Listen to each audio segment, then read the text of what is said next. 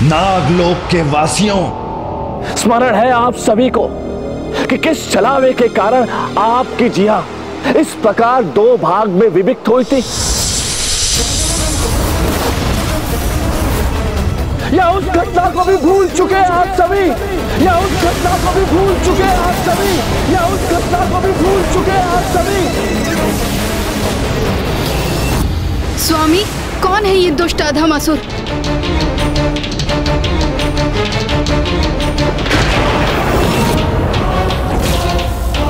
यह असुर जीवित यहाँ कैसे प्रवेश कर गया? मेरे सेनापति ने इसे कैसे प्रवेश करने दिया? कौन है दुष्ट असुर और किस प्रयोजन से आया है यहाँ? नागों के शुभ चिंतक आपको स्मरण दिलाएंगे कि किस प्रकार देवताओं ने आपके साथ दुष्टता की। स्मरण दिलाएंगे आपको छलावे का जो कारण बना आपके विभक्त जीवा का।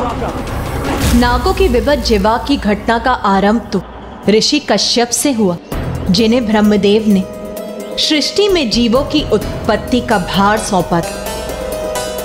ऋषिवर ने प्रजापति दक्ष की 13 पुत्रियों से विवाह किया और समस्त देवता उनकी प्रथम पत्नी देवी अदिति की संतान बने। उनकी द्वितीय पत्नी देवी दिति दानवों की माता बनी और फिर जब उनकी अन्य पत्नियों से संतान उत्पत्ति का समय आया, तब उन्होंने अपनी पत्नी देवी कद्रु और देवी विंता से एक सरल सा प्रश्न पूछा। आप दोनों को कैसी संतानों की प्राप्ति की इच्छा है देवियों? स्वामी, मैं एक सहस्त्र शक्तिशाली पुत्रों की माता बनना चाहती हूँ। स्वामी, मुझे तो मात्र 2 तेजस्वी पुत्र ही संतान के रूप में चाहिए, जो अपने अद्भुत और अपूर्व तेज और प्रताप के लिए संसार में विशेष ख्याति अर्जित करे। देवी कद्रु चतुर और कपटी थी और वो अपने लिए सर्वश्रेष्ठ संतान चाहती थी, अपने से भी उत्तम संतान चाहती थी। और उन्हीं से विपरीत देवी विंता शांत, सरल और भोली थी और वो कम में ही संतुष्ट थी। सरल हृदय की थी आपकी माता देवी कद्रु और देवी विनता अत्यंत ही चतुर और कपटी। और ऋषि कश्यप ने दोनों की इच्छा पूर्ण की और आपकी माता कद्रु की इच्छा अनुसार उन्हें सहस्त्र अंड प्राप्त हुए और देवी विनता के अनुसार उन्हें 2 अंड प्राप्त हुए।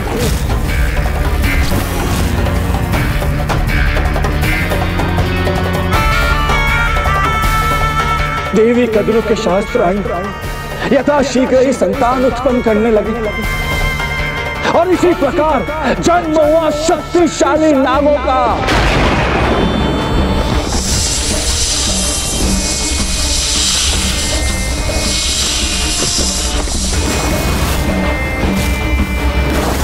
वो एक नाग अत्यंत उग्र था और शक्तियों से परिपूर्ण भी था।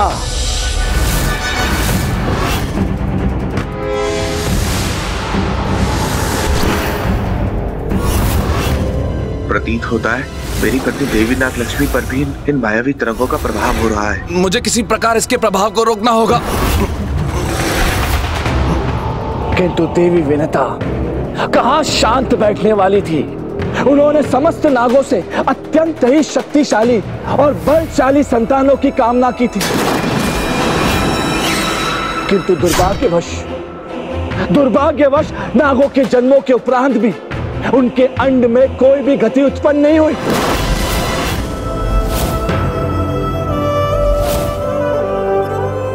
देवी विंता ने तेजस्वी पुत्रों की प्राप्ति की इच्छा व्यक्त और जिस प्रकार तेज उत्पन्न करने हेतु चेष्टा, चिंतन और धैर्य पूर्वक प्रतीक्षा करनी होती है, उसी प्रकार तेजस्वी संतान के लिए भी धैर्य धारण करना होता है।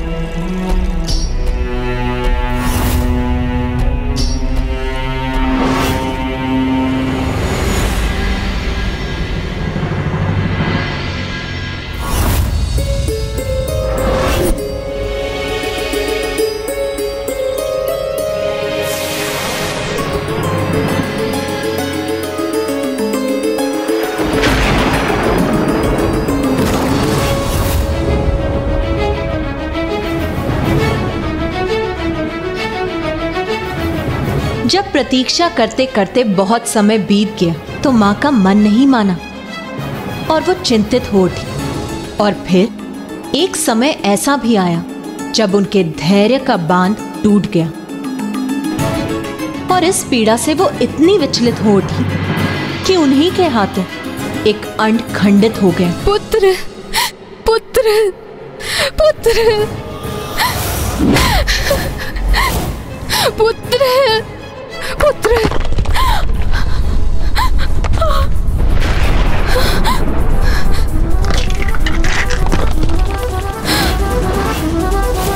और फिर उस खंडित अंड से एक अर्ध विकसित अरुण उत्पन्न हुआ।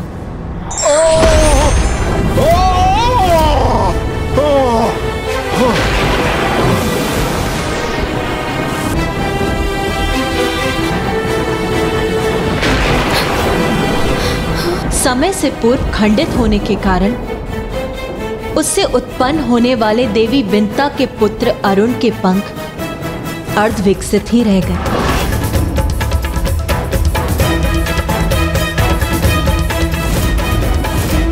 आपने अपने ही पुत्र के साथ ऐसा क्यों किया माँ? अब मुझे जीवन पर्यंत ये कष्ट भोगना होगा। अर्धविकसित पंख लेकर संपूर्ण जीवन व्यतीत करना होगा।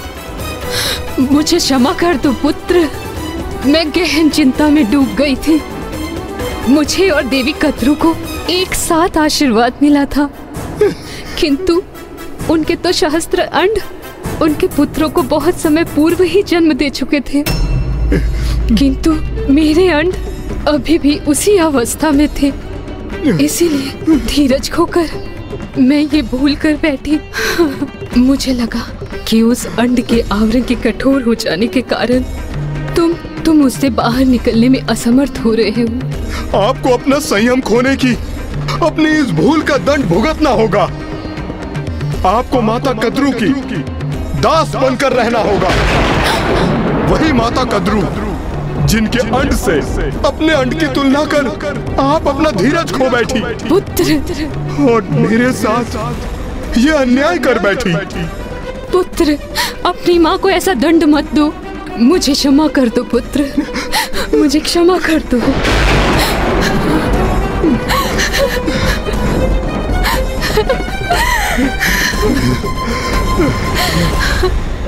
जो शाप मैं दे चुका हूं उसे तो मैं कभी परिवर्तित नहीं कर सकता, किंतु हाँ, यदि आप अब धीरज का परिचय देंगी तो आपका दूसरा अंड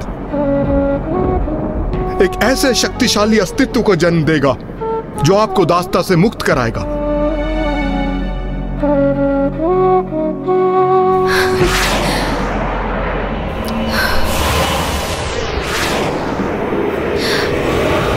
देवी विंता से जो भूल हुई वो एक सरल हृदय माता की भूल थी, किंतु फिर भी उन्हें अपनी संतान से श्रापग्रस्त होने का दुर्भाग्य सहना पड़ा। फिर क्या हुआ माँ? तब अरुण आकाश में ऊंचे उड़ते चले गए और उन्होंने सूर्यदेव के सारथी का कार्यभार संभाला। अपने स्वयं के ही पुत्र ने जिसे दंडित किया। हम आपसे कह रहे हैं, तनिक विचार कीजिए, वो स्त्री, वो देवी विनता कितनी कठोर और कितनी कपटी हो सकती है। जिसके हृदय में कुटिलता निवास करती है, सद्विचार उसे छू तक नहीं सकते, और सदैव देवी कद्रू को नीचा दिखाने का प्रयास करती, उनसे ईर्ष्या करती है। ऐसी थी देवी विनता।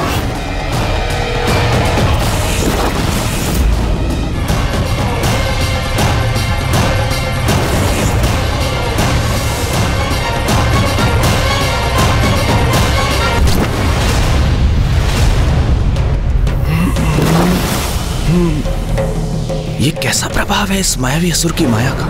मैं भी उससे प्रभावित होता जा रहा हूं। उससे अपनी रक्षा कैसे करूं मैं?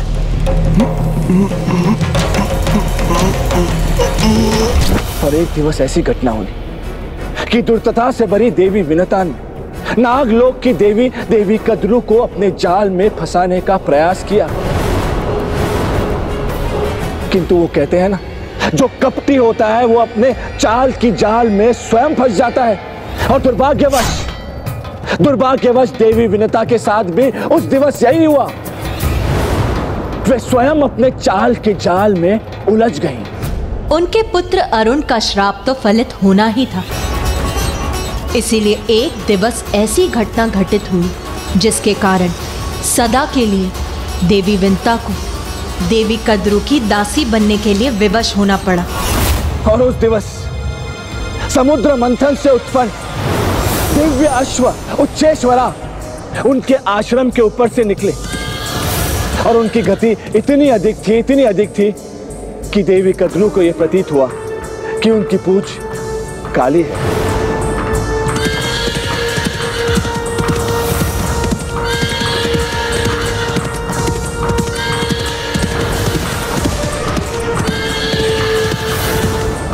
किंतु देवी विनता सदैव नाग माता देवी कद्रू का अपमान करने के लिए तत्पर रहती थी।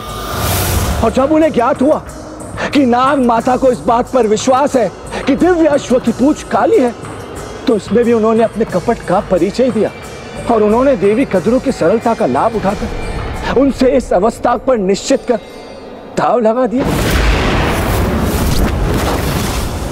देवी कद्रू का दुराग्रह था कि उच्चे शवा की पूंछ काली थी, किंतु देवी विनता ने बड़ी सरलता और विनम्रता से यह सत्य उन्हें बताने का प्रयास किया कि उनका कथन अनुचित है। किंतु दंभ और अहंकार से प्रभावित देवी कद्रू को स्वयं पर अत्यधिक विश्वास था, तो उन्होंने देवी विनता को चुनौती दे दी और इसी को लेकर उनसे दांव भी लगा लिया। उचित है फिर जब वो दिव्य अश्व उच्चेश्वा कल इस मार्ग से लौटेंगे तो हमें अपनी बात का परिणाम प्राप्त हो जाएगा।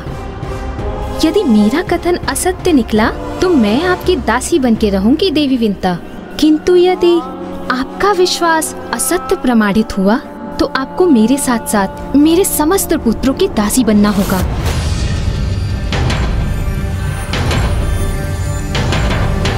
अरे क्या हुआ, इतना ही विश्वास है अपने ऊपर? उचित है फिर आप मुझे इतना बाध्य कर रही हैं तो मैं ये अवस्था स्वीकार करती हूँ। वो दोनों ये भूल गए थे कि इतनी महत्वहीन बातों पर दांव लगाना संकट को आमंत्रण देने के समान है। देवी विनता को अपनी दृष्टि पर पूर्ण विश्वास था, इसीलिए वो देवी कद्रू के साथ किसी भी अवस्था को निश्चित कर दांव नहीं लगाना चाहती थी। किंतु देवी कद्रू अपने अहंकार के कारण अपनी भूल स्वीकार नहीं करना चाहती थी, और जब देवी विनता सत्य कथन पर स्थित रही तो उन्हें उसका बहुत बड़ा मूल्य भी चुकाना पड़ा। क्योंकि जब देवी कद्रू ने इस बात की चर्चा अपने पुत्रों से की, नाग माता देवी कद्रू के संतानों ने जब इस घटना का श्रवण किया तो उन्हें ज्ञात हुआ कि किस प्रकार देवी विनता ने उनकी माता देवी कद्रू के साथ छल किया है और उन्हें एक ऐसे अनुचित अवस्था पर दांव रखने के लिए विवश कर लिया जिसका परिणाम अनंत काल के लिए उनके अपमान का कारण बन सकता था। तो वो देवी विनता के कपट का विचार कर चकित ही रह गए।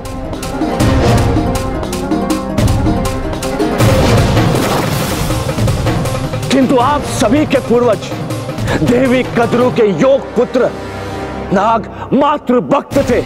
उनके माता के साथ कोई कपट करे यह उन्हें असहनीय था।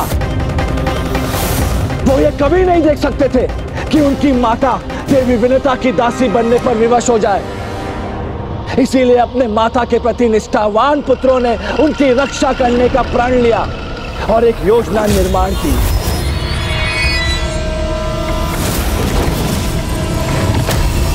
तो उन कपटी नागों ने सरलता की प्रतिमा देवी विनता को छलने में, अपनी माता को इस दाव में विजय बनाने में तनिक भी संकोच नहीं किया। शीघ्र ही सब नागों को अपनी माया के वशीभूत कर लेगा ये मायासुर, ताकि दुर्गमासुर हमारा परम मित्र अपना अनुष्ठान सरलता से संपन्न कर वो देवी आदि शक्ति को पराजित कर सके। तो दूसरे दिवस जब दिव्य उच्चे शर्वा उस मार्ग से लौट रहे थे, देवी कद्रू के पुत्रों ने अर्थात नागों ने स्वयं को उस दिव्य अश्रु उच्च शर्वा की पूंछ में लपेट लिया, जिससे कि जो भी उनकी पूंछ को देखे वो काली ही प्रतीत हो।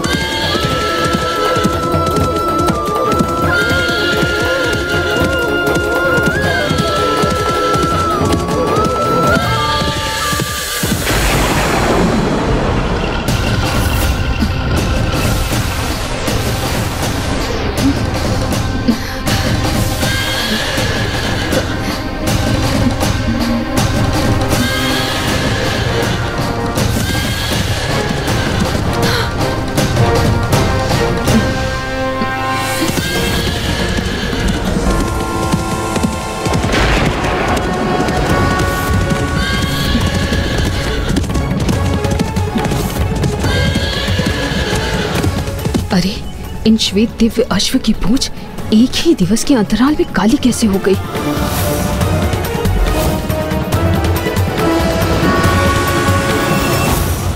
ये रहस्य मुझे ज्ञात अवश्य है। मेरे पुत्रों ने ही इसे संभव किया है, किंतु ये गुप्त रहस्य मैं तुम पर कभी उजागर नहीं होने दूंगी।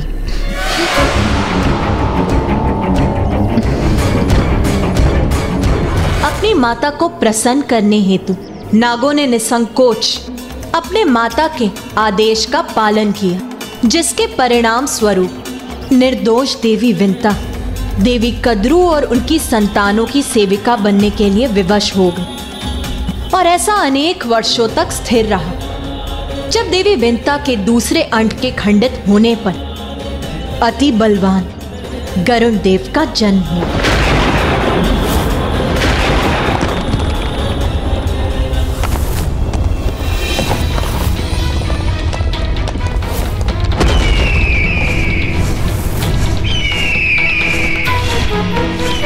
जन्म पाते ही स्वाभाविक रूप से गरुण देव अपनी माता को ढूंढने के लिए गए, किंतु उन्होंने जो देखा उसके कष्ट से वो स्तब्ध रह गए।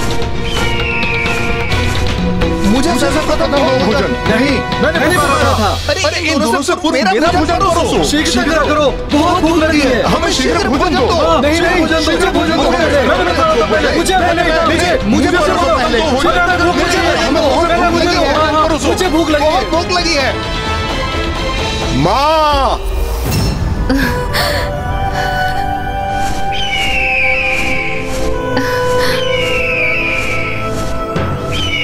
पुत्र, फिर क्या हुआ माँ? एक पुत्र अपनी माँ को ऐसी अवस्था में कैसे देख सकता है? ये गरुड़ देव के लिए तो असहनीय रहा होगा ना माँ? हाँ माँ, कोई भी पुत्र ये कैसे स्वीकार कर सकता है? हाँ पुत्र, गरुण देव भी नागों के इस व्यवहार से अत्यंत क्रोधित थे। इसीलिए वो उसी क्षण अपनी माता को नागों की दास्ता से मुक्त कराने हेतु तत्पर होकर नाग माता देवी कद्रू के समक्ष प्रस्तुत हो गए।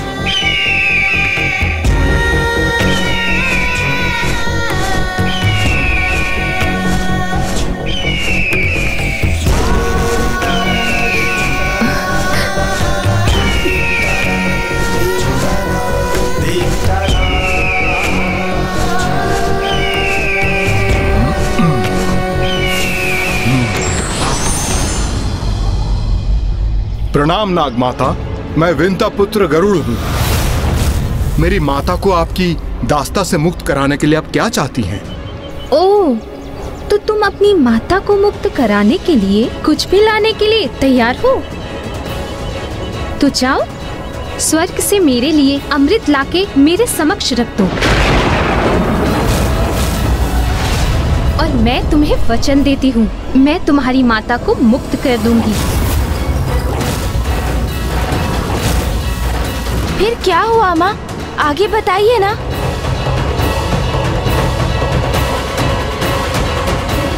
नाग माता का संतोष तो स्वाभाविक था, क्योंकि अमृत मंथन के समय आप नागों के साथ घोर अन्याय जो हुआ था, और इसी कारण उन्होंने अमृत प्रस्तुत करने के लिए कहा। ज्ञात है क्यों? आप नागों की भलाई के लिए। हे प्रभु, मेरी सहायता कीजिए, मुझे इस दुष्ट के प्रभाव से मुक्त रखिए। ओम गणपतये नमः। प्रत्यक्षं तत्त्वमसि त्वमेव केवलं कर्तासि त्वमेव केवलं धर्तासि त्वमेव केवलं हर्तासि त्वमेव सर्वं फलमिन्द्रं। तो माँ, क्या गरुड़ देव स्वर्ग से अमृत लाने गए वहाँ? अपनी माता को मुक्त कराने का दृढ़ निश्चय ले चुके थे, तो वो वहां से सीधे स्वर्ग गए अमृत प्राप्त करने।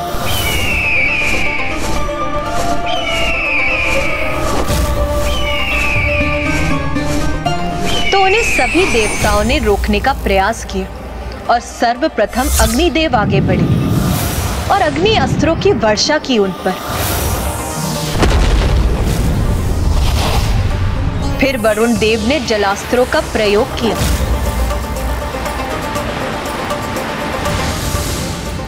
सूर्य देव ने उन्हें अपनी तीक्ष्ण किरणों से भस्म करने की चेष्टा की और इंद्रदेव ने उन्हें अपने विद्युत से आक्रमण किया, किंतु कोई भी करुण देव को क्षति नहीं पहुंचा सका।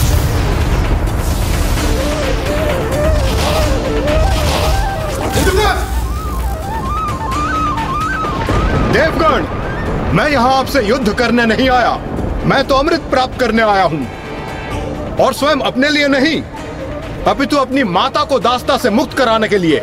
इसलिए मेरे मार्ग में बाधा मत बनिए, क्योंकि जो भी माँ की सेवा में बाधा उत्पन्न करेगा, उसे उसका भयंकर परिणाम का सामना करना होगा। तो क्या इसके परिणाम स्वरूप महान योद्धा गरुड़ देव और शक्तिशाली देवताओं के मध्य युद्ध भी हुआ? पुत्र, ये तो एक अतीत की बीती हुई कथा है, किंतु मुझे चिंता इस बात की है कि दुष्ट दुर्गमासुर और मायासुर के कारण अब एक विकराल संकट उत्पन्न होने की अपनी चरम सीमा तक पहुंच चुका है। देवगण, मैं यहाँ आपसे युद्ध करने नहीं आया, मैं तो अमृत प्राप्त करने आया हूँ, और स्वयं अपने लिए नहीं, अपितु अपनी माता को दास्ता से मुक्त कराने के लिए। इसलिए मेरे मार्ग में बाधा मत बनिए, क्योंकि जो भी माँ की सेवा में बाधा उत्पन्न करेगा, उसे उसका भयंकर परिणाम का सामना करना होगा। तो क्या इसके परिणाम स्वरूप महान योद्धा गरुड़ देव और शक्तिशाली देवताओं के मध्य युद्ध भी हुआ?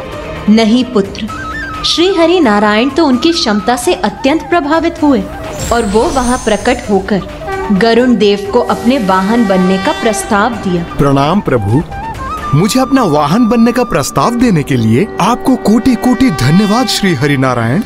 मुझे तो इस दायित्व को निभाने में अत्यंत हर्ष का अनुभव होगा, किंतु अभी मुझे अपनी माता को मुक्त कराना है, जिन्होंने मेरे जन्म के लिए सहस्त्र वर्ष प्रतीक्षा की है। उन्हें उनकी दास्ता से मुक्त कराने हेतु मैंने माँ कद्रू को अमृत देने का वचन दिया है। जब आप स्वयं प्रभु श्री हरि नारायण के वाहन बनने वाले हैं, तो हमारा आपसे युद्ध करना व्यर्थ है। इसलिए माता कद्रू तक अमृत पहुंचाने में हम आपके सहायक बनेंगे।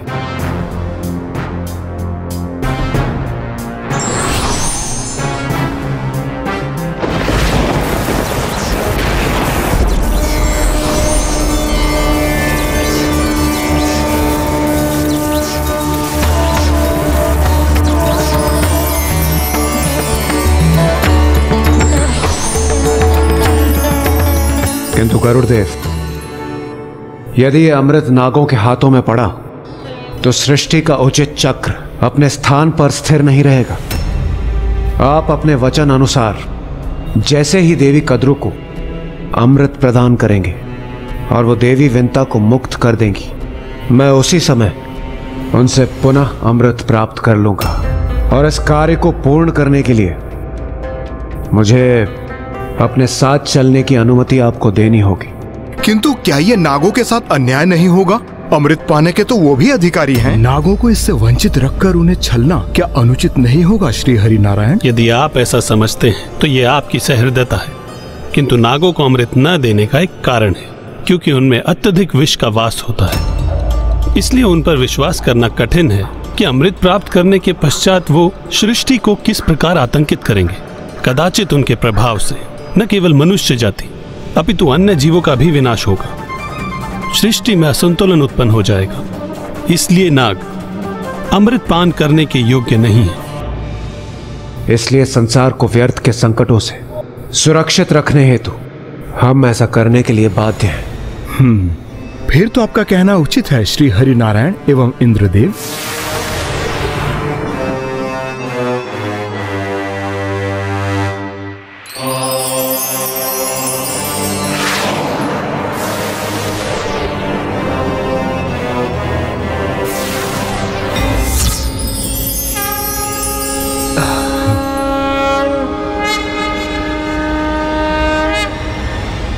प्रणाम प्रभु। फिर देव विनीता के पुत्र गरुड़ देव अमृत तो लेकर आए, किंतु उसके साथ छिपा लाए उस छलिए देवराज इंद्र को। चाहते आप लोगों को क्यों? आपके साथ छल कर सके, कपट कर सके, इसी कारण।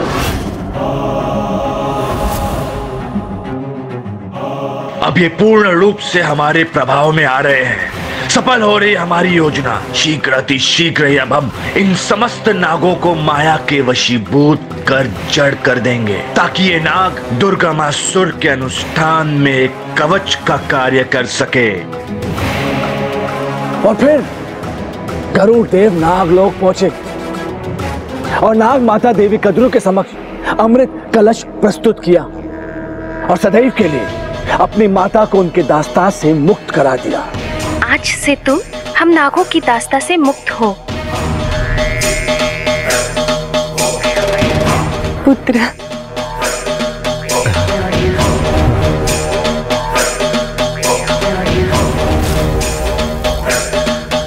और फिर जैसे ही नाग माता कद्रू अपने संतानों को अमृत प्रदान कर रही थी, ठीक उसी समय देवराज इंद्र वहां प्रकट हुए।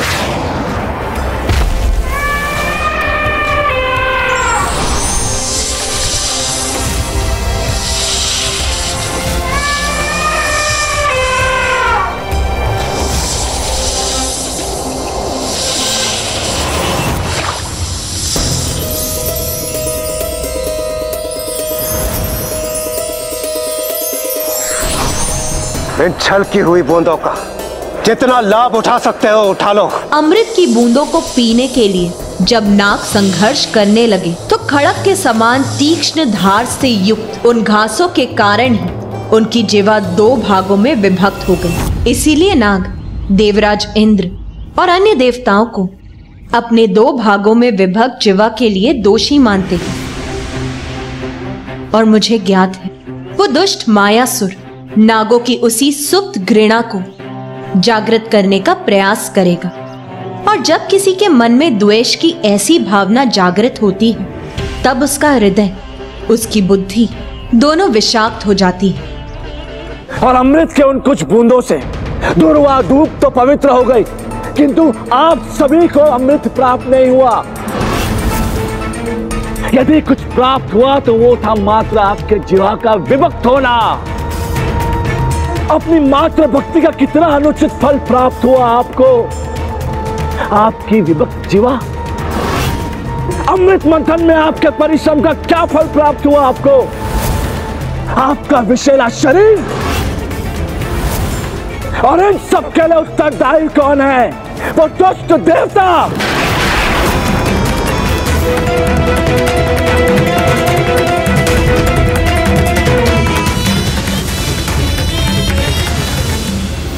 ओम गण गणपतये नमः। ओम गण गणपतये नमः। ओम। उचित ही तो कह रहा है वो असुर।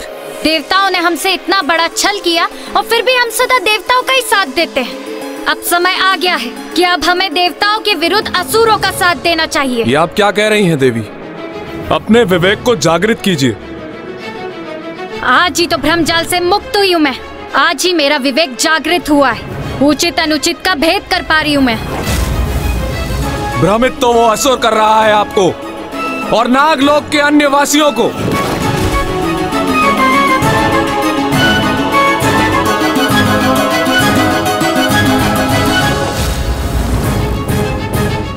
भ्रमित कर रहा है ये असुर हम सबको। इसका कथन सत्यता से रिक्त है। हमारे इतिहास को अपने लाभ के लिए तोड़ मरोड़ कर बोल रहा है ये। सागर मंथन के समय हमें अमृत नहीं विष दिया गया था, क्योंकि नागों के पास अन्य जीवों की तरह भूख प्यास मिटाने के लिए हाथ पैर नहीं होते। इसलिए हम स्वयं को विष से सुरक्षित रखते हैं। और छल नाग माता के साथ नहीं, अपितु उनके द्वारा विंता माता के साथ हुआ था। महादेव ने मात्र एक आभूषण समझकर नहीं, अपितु सम्मान देने के लिए हमें कंठ पर स्थान दिया है। श्री हरि नारायण ने हीन समझकर नहीं, अपितु इस योग्य समझकर अपनी शैया बनाया है। इतना बड़ा सम्मान दिया है हम नागों को उन्होंने, इतना बड़ा सम्मान दिया है हम नागों को उन्होंने।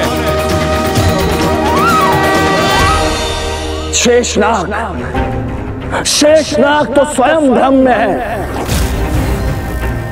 पक पक पर छल करने वाले, आपके साथ कपट करने वाले देवताओं का साथ दिया है शेषनाग ने। आप सर्वशक्तिशाली नागों को तो हमारे साथ होना चाहिए, मायासुर के साथ, जो आपको शक्ति और महानता के पथ पर लेकर जाएगा।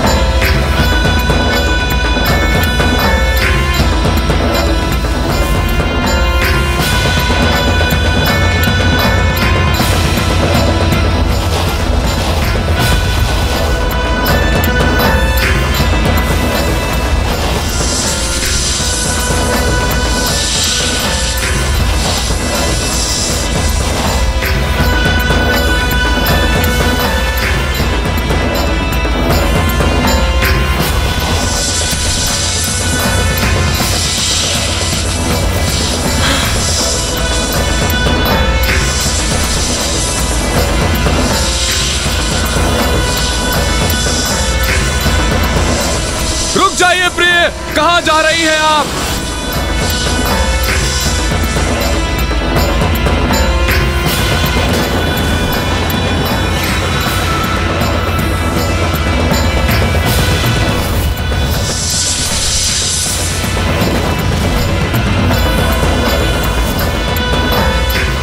प्रिय, रुक जाओ प्रिय, रुक जाओ, रुक जाओ प्रिय।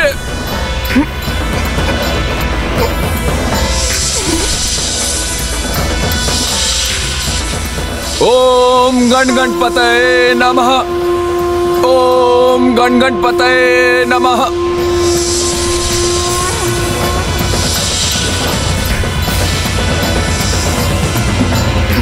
रुक जाओ प्रिय, ऐसा अनर्थ मत करो।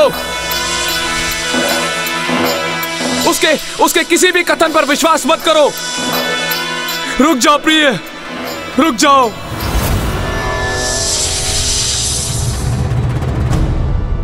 मुझे वचन दीजिए स्वामी, यदि कोई संकट प्रस्तुत हुआ भी तो आप मुझसे पूर्व हमारी संतान की रक्षा करेंगे, भले ही मैं स्वयं आपके विरुद्ध ही क्यों ना जाऊं। मैं वचन देता हूं, यदि ऐसा कुछ हुआ तो मैं सर्वप्रथम अपनी संतान की रक्षा का उपाय करूंगा।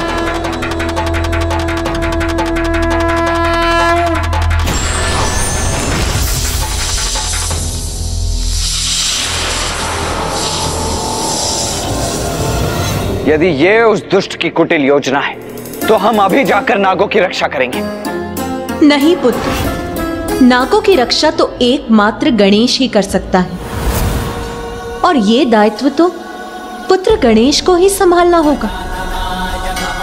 नाग पृथ्वी की मूलाधार में वास करते हैं, और मूलाधार के देवता तो तुम हो पुत्र गणेश। इसीलिए नागों की रक्षा तो तुम्हें ही करनी होगी।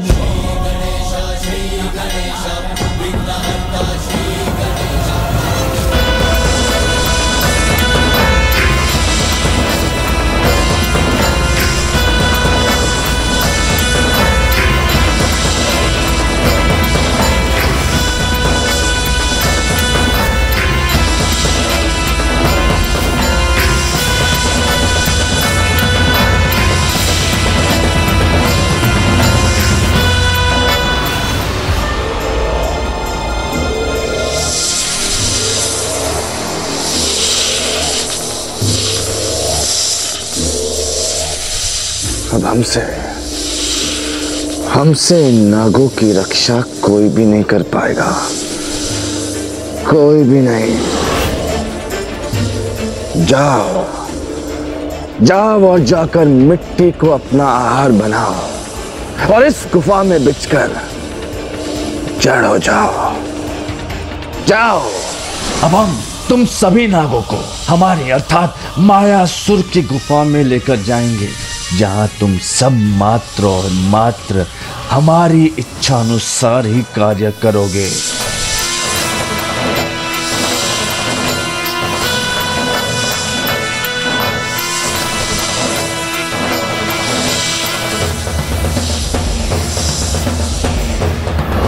जय मां, जय जय तामसिक माता।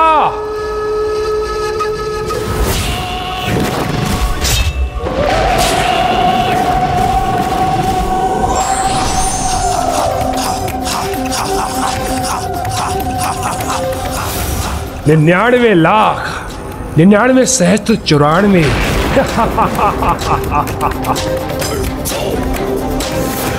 अनुष्ठान की गणना कोठी तक पहुंचने वाली है। अब तक न कोई बांधा न विघ्न, और इस देवी आदि शक्ति को पराजित करने के लिए 94 करोड़ बार के अनुष्ठान को पूर्ण करके ही रहेगा ये दुर्गमासुर।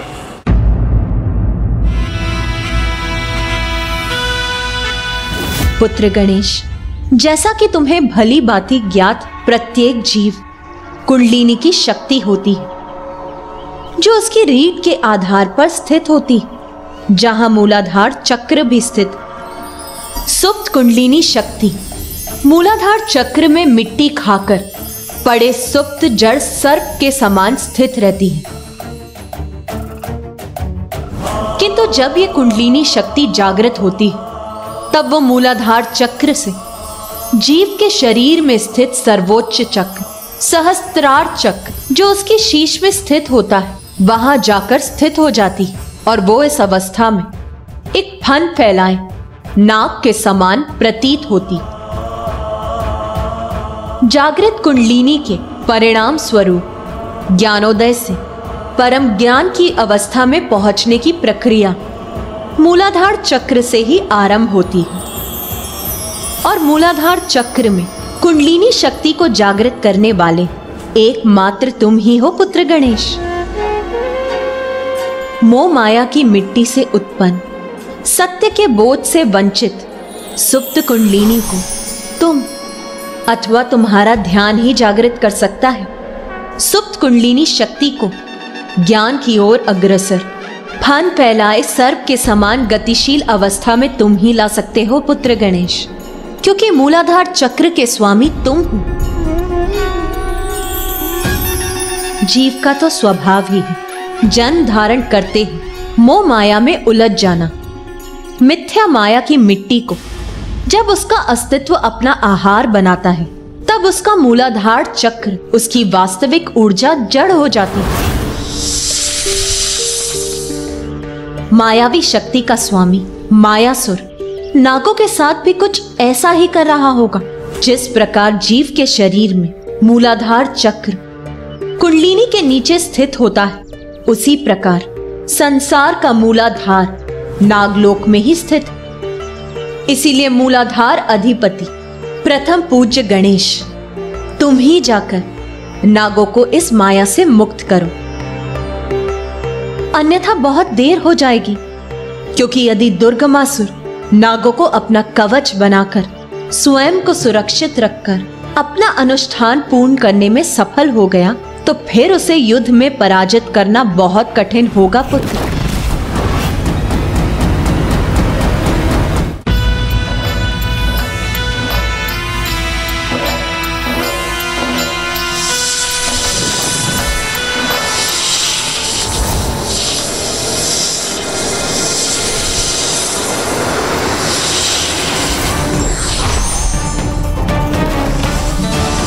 मैं आपको अपनी भावी संतान को संकट में नहीं डालने दूंगा।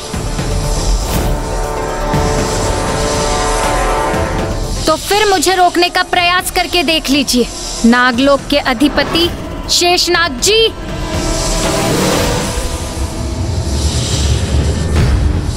नागलोक के राजा शेषनाग जी अब तक हमारी माया से वशीभूत नहीं हुए, किंतु हम भी देखते हैं कि कब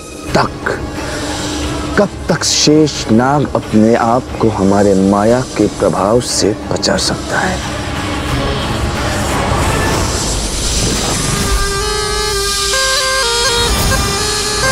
नागों की रक्षा का दायित्व तुम्हारा है पुत्र गणेश, इसीलिए जाओ और उनकी रक्षा करो।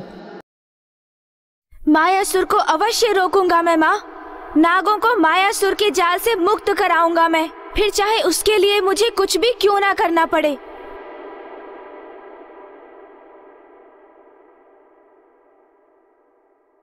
मुझे आशीष दीजिए माँ कि मैं सफलतापूर्वक अपना कर्तव्य निभाकर लौटूं। बुद्धि और बल में अतुलनीय हो तुम, प्रथम पूज्य हो, विघ्नहर्ता हो तुम पुत्र गणेश। इसीलिए अपनी सूझबूझ से उस असुर के माया जाल को खंडित कर उन नागों की रक्षा करो। जाओ पुत्र।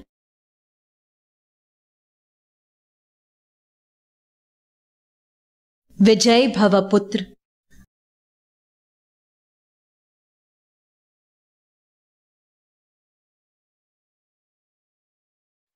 अनुज गणेश, जाओ विजयी होकर लौटो।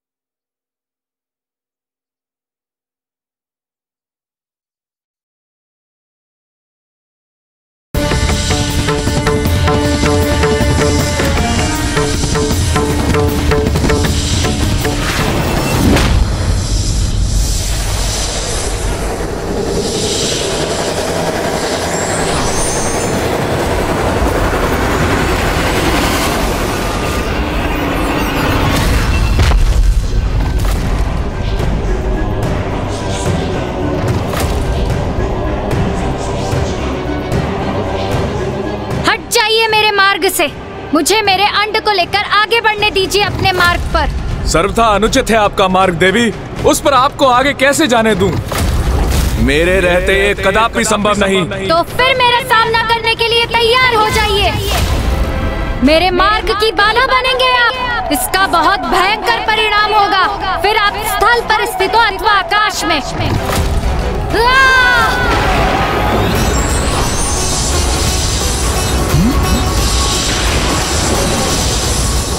समस्त नाग और उनकी नाग रानी तो हमारे मायासुर के वश में आ चुकी हैं। अब मात्र एक बार उस शेष नाग को भी हम अपने वश में कर लें, उसके पश्चात सफल हो जाएगा दुर्गमासुर का अनुष्ठान और पराजित होगी वो आदि देवी शक्ति भी। हमारी बात मानिए प्रिय।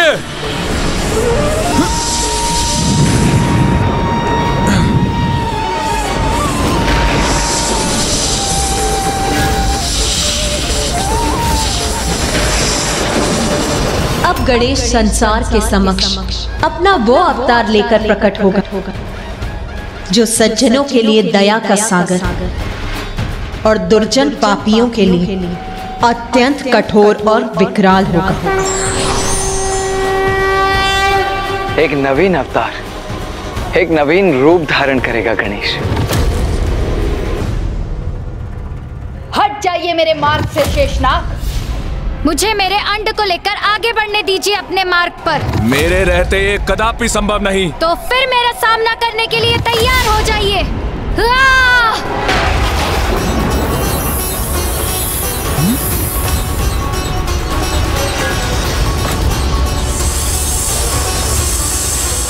हमारी बात मानिए प्रिय।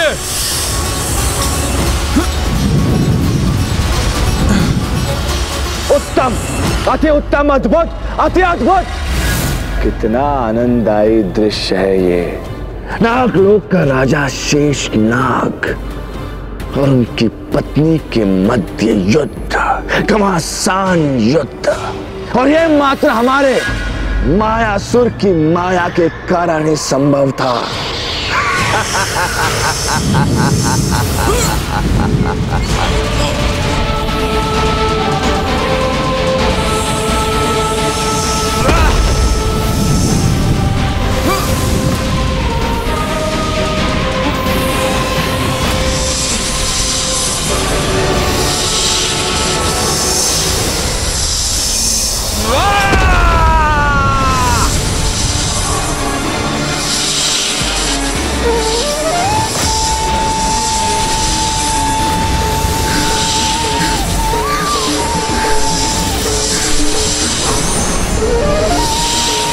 प्रतीत होता है मेरी फुफकार से अपना नियंत्रण खोकर उन नुकीली शिलाओं से युक्त पर्वत की ओर फिकी चली जा रही है देवी नागलक्ष्मी। कहीं वो आहत ना हो जाए।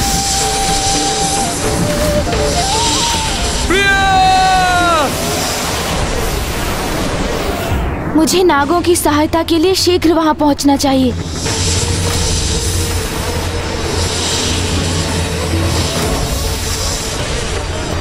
अब नागलोक पहुंचने में अधिक समय नहीं लगेगा मुझे।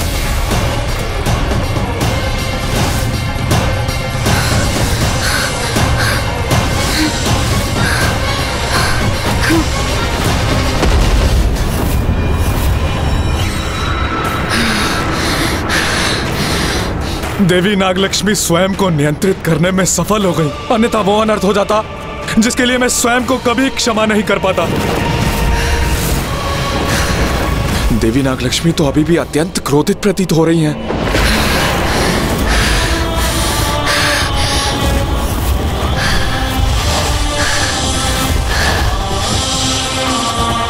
प्रिय, मुझसे युद्ध करने की इच्छा को नहीं, अभी तो पुनः अपने विवेक को जागृत कर लौटिए यहाँ। आपसे युद्ध करने के लिए मुझे बाध्य मत कीजिए देवी। मूषक जी, हमारा गंतव्य स्थान नागलोक तो पृथ्वी के मूलाधार अर्थात उसके महातल में स्थित है, जो क्रमशः अतल लोक, वितल लोक, सुतल लोक और फिर अंततः तलातल लोक को पार करने के उपरांत स्थित है। वही नागों का निवास स्थान है मूषक जी।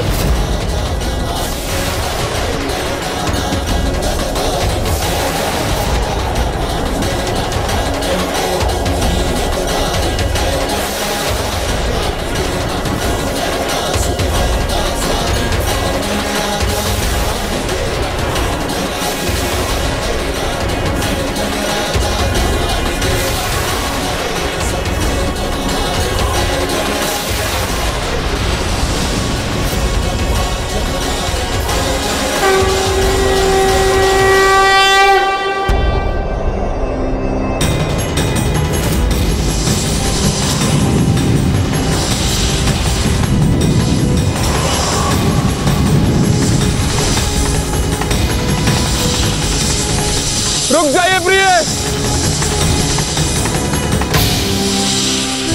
कैसी उलझन है ये। मैं देवी नागलक्ष्मी को विजयी नहीं होने दे सकता, क्योंकि यदि ऐसा हुआ तो वो स्वयं भी उस असुर के मायाजाल में उलझी रहेंगी और हमारी संतान का भी वही परिणाम होगा।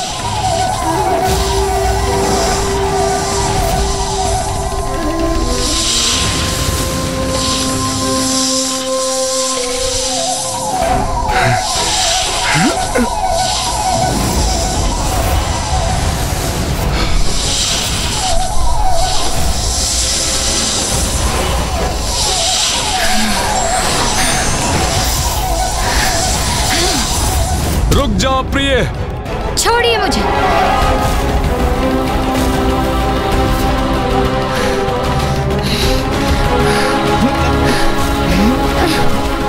छोड़िए मुझे, मुक्त कीजिए। प्रिय, अपने विवेक को जागृत कीजिए, जागृत कीजिए अपने विवेक को। छोड़िए मुझे। मुक्त होइए आप उसके मायाजाल से प्रिय। लौट आइए, पुनः मेरे पास आ जाइए।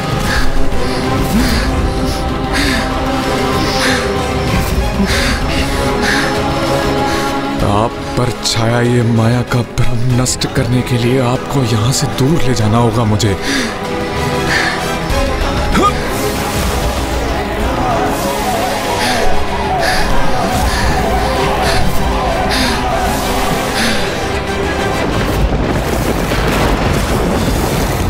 नागलोक के राजा शेषनाग हमसे चतुराई करने का प्रयास कर रहे हैं।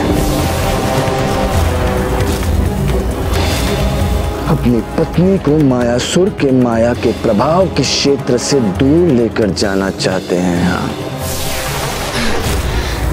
किंतु स्मरण रहे, मायासुर की माया से बचना कठिन ही नहीं,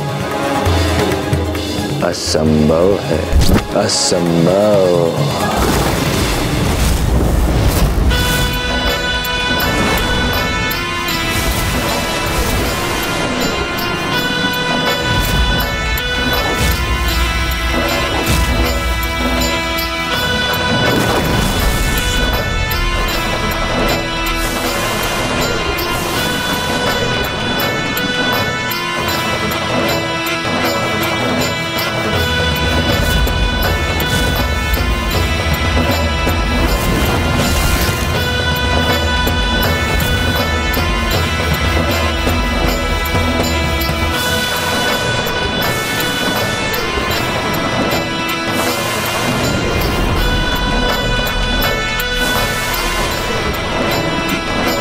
उस दुष्ट ने तो अपनी माया के प्रभाव में वृद्धि कर दी, अब मुझ पर भी उसका प्रभाव हो रहा है।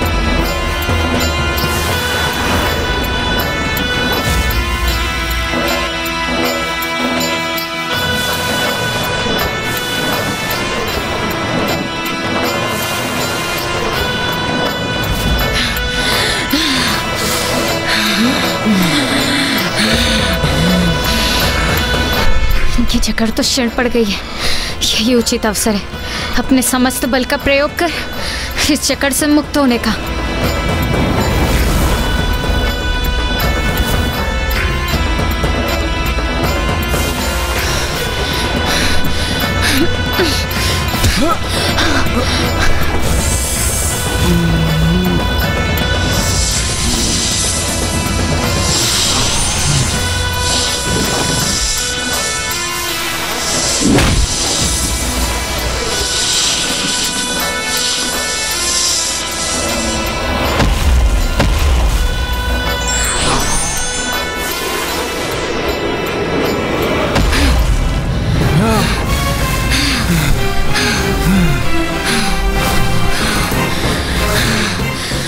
प्रभु के मंत्र के उच्चारण में ही मेरी रक्षा निहित है।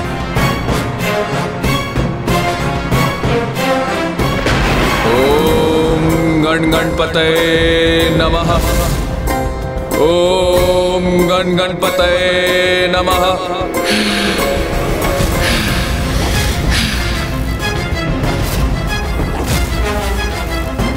नहीं, हमारी भावी संतान संकट में है, मुझे शीघ्र कुछ करना होगा। अब और नहीं रुकूंगी मैं, अपने प्रहार से आपका आहत कर आगे बढ़ूंगी मैं। कैसी विडंबना है ये। वहां जिस अंड में मेरी भावी संतान का जीवन पनप रहा है वो संकट में है, और इधर मेरी पत्नी की बुद्धि पर माया की छाया है। मैं करूं तो करूं क्या करूं? हे मूलाधार के स्वामी, प्रथम पूज्य गणेश जी, अब आप ही मेरी सहायता कर सकते हैं।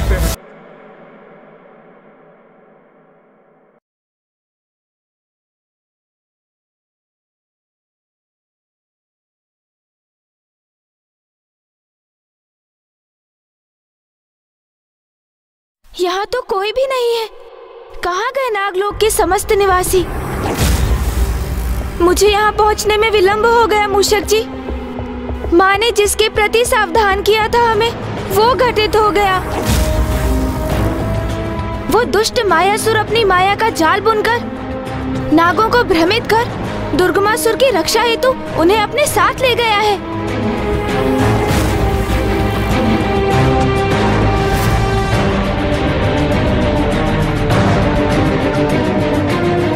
हमें उन्हें शीघ्र ढूंढकर शेषनाग जी के साथ देवी नागलक्ष्मी की अंड की रक्षा भी करनी है।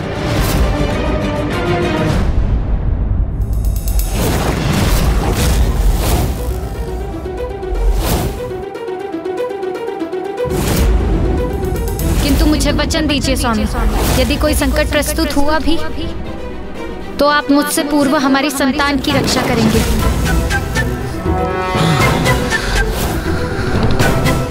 देवी नागलक्ष्मी की भी यही इच्छा थी कि मैं सर्वप्रथम अपनी भावी संतान की रक्षा करूं, अर्थात सर्वप्रथम मुझे हमारे सांडी की रक्षा के लिए तत्पर होना चाहिए।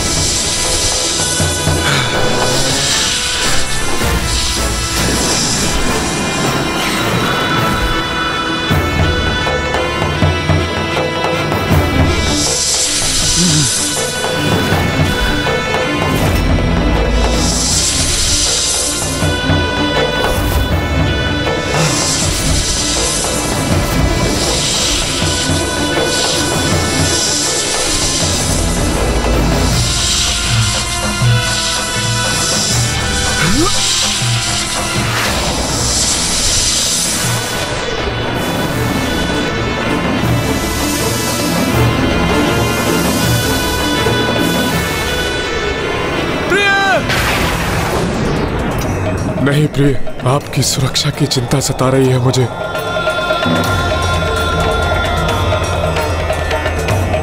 सर्वप्रथम मेरी अपनी संतान की रक्षा सुनिश्चित करना अनिवार्य है, फिर मैं आपको यहां से सुरक्षित ले जाने के लिए भी लौटूंगा।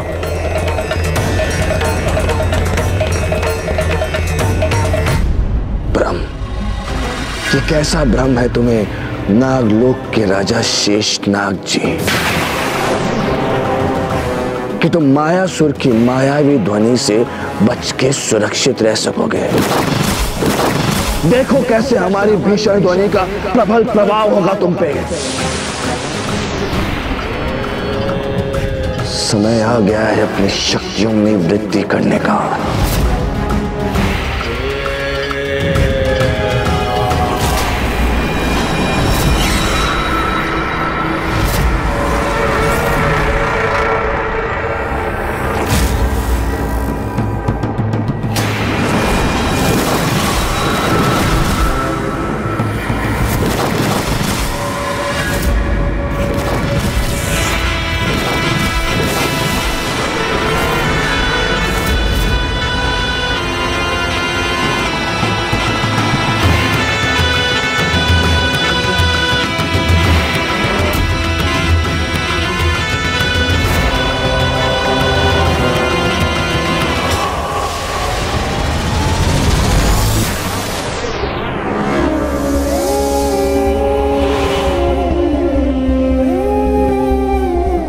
कैसा अनर्थ हो गया ये, सभी नाग प्रभावित हो गए इस दुष्ट की माया से।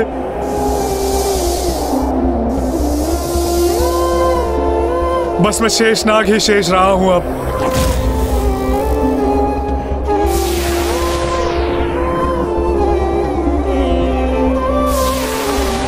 अब तो आप ही हमारा संकट दूर कर सकते हैं प्रभु।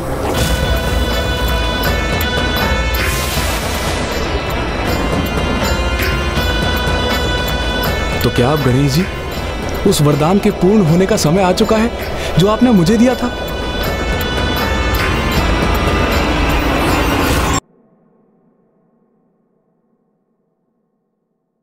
प्रणाम प्रथम पूज्य गणेश जी।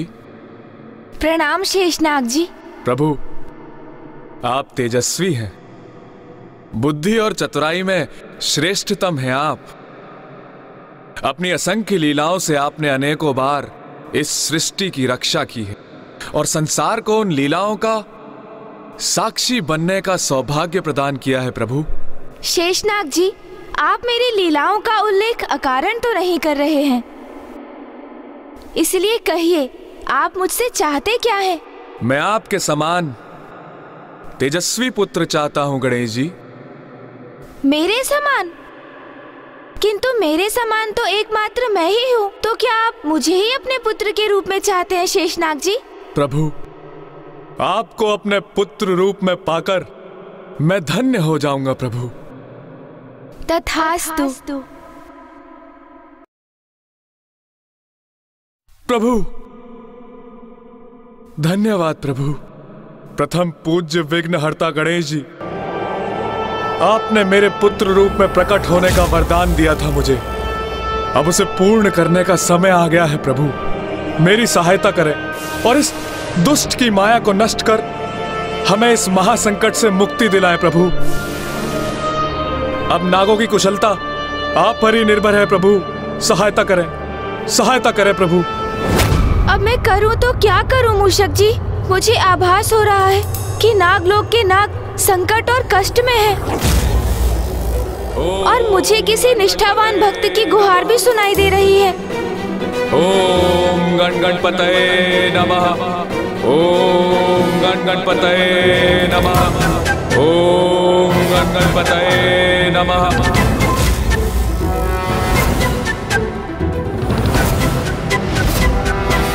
हृदय की पुकार तो सदा उचित दिशा निर्देश देती है हमें, इसलिए हमें सदैव उस पर ध्यान देना चाहिए और उसके ही अनुसार कर्म करने चाहिए। इस समय मेरे हृदय में शेषनाग जी के स्वर में मेरा आवाहन मंत्र गूंज रहा है, अर्थात वही मुझसे सहायता करने की प्रार्थना और गुहार कर रहे हैं। ओम गण गणपतये नमः।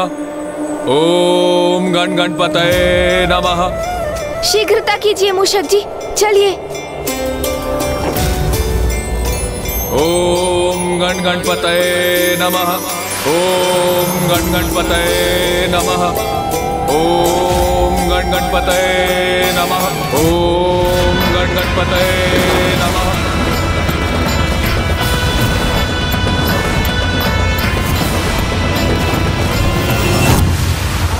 शेषनाग जी का स्वर तो इस दिशा से आ रहा है, अर्थात मुझे इसी ओर बढ़ना चाहिए।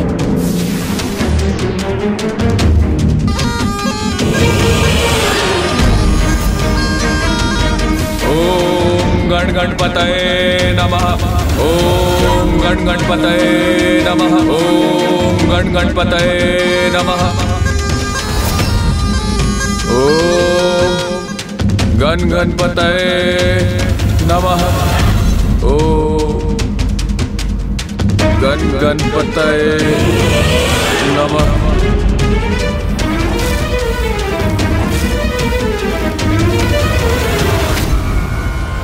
ओम गण गणपतये नमः। ओम गण गणपतये नमः।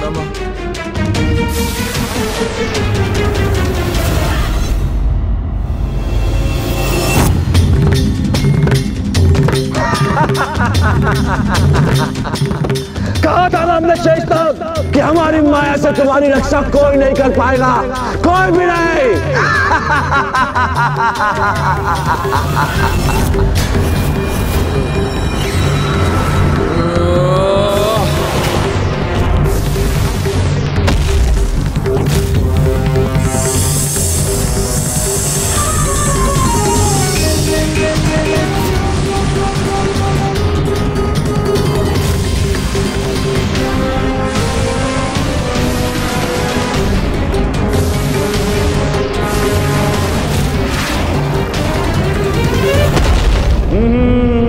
मायासुर की मायावी नगरी में तुम्हारा स्वागत है शेषनाग। तुम्हारे अंड को खंडित करने का हमारा कोई विचार नहीं था, लेकिन तुमने सुना तो है ना कि गेहूं के साथ घुन को भी पीसना पड़ता है।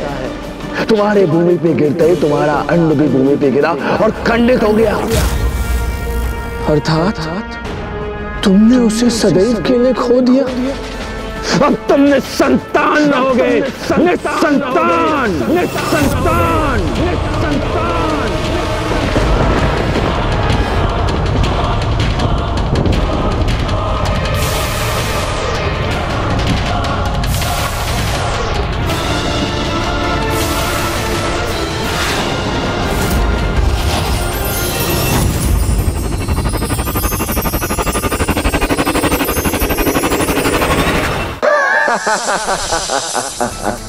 तुम्हारे अंड ने खंडित होकर मिट्टी का स्वाद ले ही लिया और अब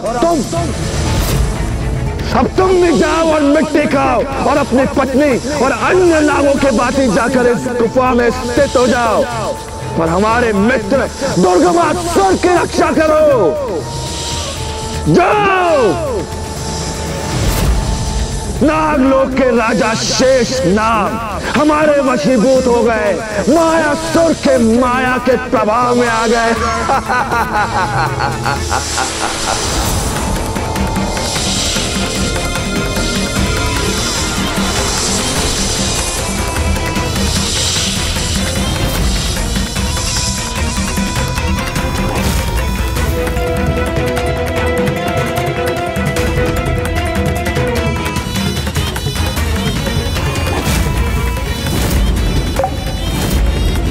जय माता, जय जय तामसिक माता। दुर्गमासुर हमारे परम मित्र, संसार के समस्त नाग जड़ अवस्था में तुम्हारे समक्ष तुम्हारी रक्षा के लिए उपस्थित हैं। और अब इस संसार में ऐसा एक नाग भी शेष नहीं है जो सचेत अवस्था में है। तुम शीघ्र अति शीघ्र ही अपना अनुष्ठान पूर्ण करो और इस संसार में अजर अमर अविनाशी बन जाओ। हम बन जाएंगे नागलोक के राजा।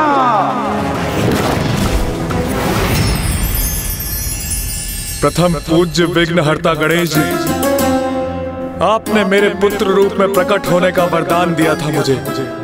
अब उसे पूर्ण करने का समय आ गया है। प्रभु मेरी सहायता करें। नागों की रक्षा के लिए एकमात्र पुत्र गणेश ही कर सकता है, क्योंकि मूलाधार चक्र के स्वामी तुम हो। इसीलिए नागों की रक्षा का दायित्व तुम्हारा है पुत्र गणेश। इसीलिए नागों की रक्षा का दायित्व तुम्हारा है पुत्र गणेश।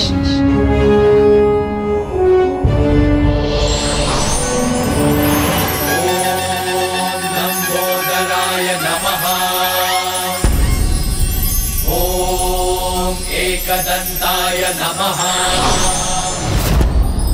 ओम बुद्धिदाताय नमः। ओम सिद्धिदाताय नमः।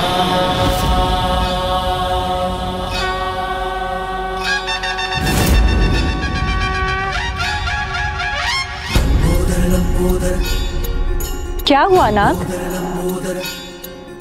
प्रथम पूज्य गणेश का लंबोदर अवतार धारण करने का समय आ गया है।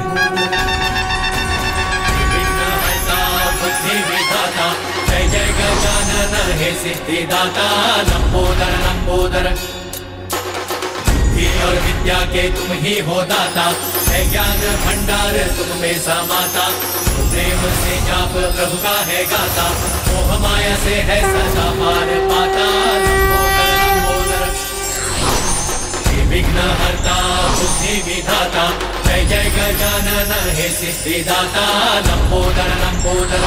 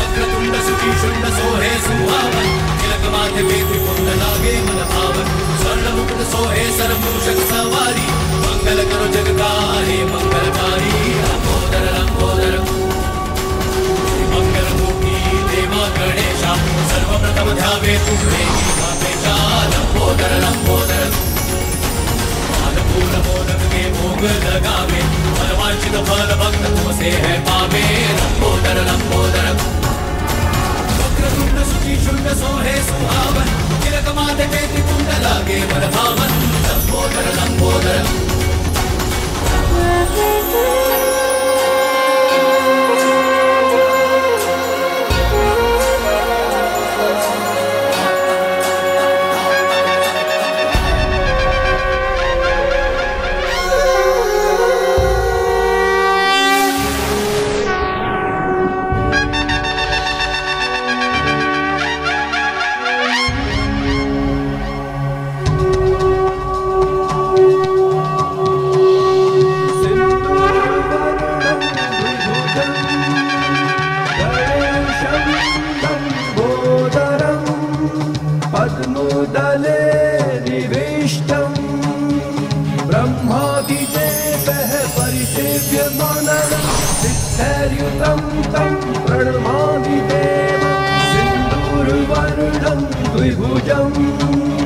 गणेशं लंबोदरं पद्मदले निविष्टं ब्रह्मादिदेवः परिसेव्यमानं सिद्धैर्युतं तं प्रणमामि देवं सिन्दूरवर्णं द्विभुजं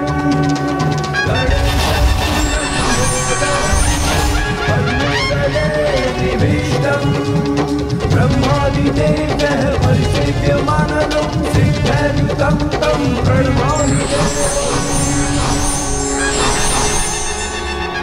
इस संसार के सभी जीवों के जन्म के समय उसकी कुंडलिनी शक्ति और चक्र सुप्त अवस्था में होते हैं, किंतु प्रथम पूज्य गणेश के लंबोदर अवतार में उनकी कुंडलिनी शक्ति और समस्त चक्र पूर्व से ही जागृत और सक्रिय हैं। यही तो उद्देश्य है गणेश के लंबोदर गणेश अवतार का। सभी सुप्त पड़े नागों को ही नहीं, उनकी कुंडलिनी शक्ति को जागृत करने का भी दायित्व निभाएगा और उसका लंबा उदर उसकी अत्यंत अद्भुत और दिव्य लीला के उजागर होने का भी कारण बनेगा। भीमाय भीम पराक्रमाय ओम नमो शेषनाग जी, आपको दिए वरदान के अनुसार अवतार ले चुका हूँ मैं। अब मैं वहाँ शीघ्र पहुँचकर आपको और अन्य नागों को मायासुर की माया से मुक्त कराऊंगा। आपको और अन्य नागों को मायासुर की माया से मुक्त कराऊंगा। ये कैसा अनिष्टकारी आभास हुआ हमें, जैसा किसी ने हमारे विनाश की घोषणा की हो।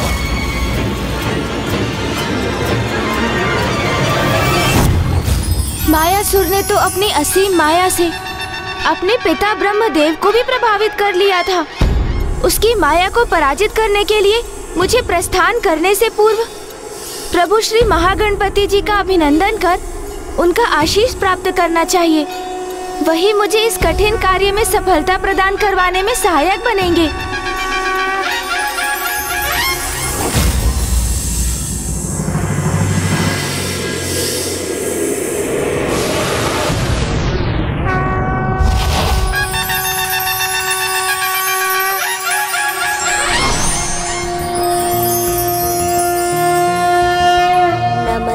ब्रह्मरूपाय विष्णुरूपाय ते नमः।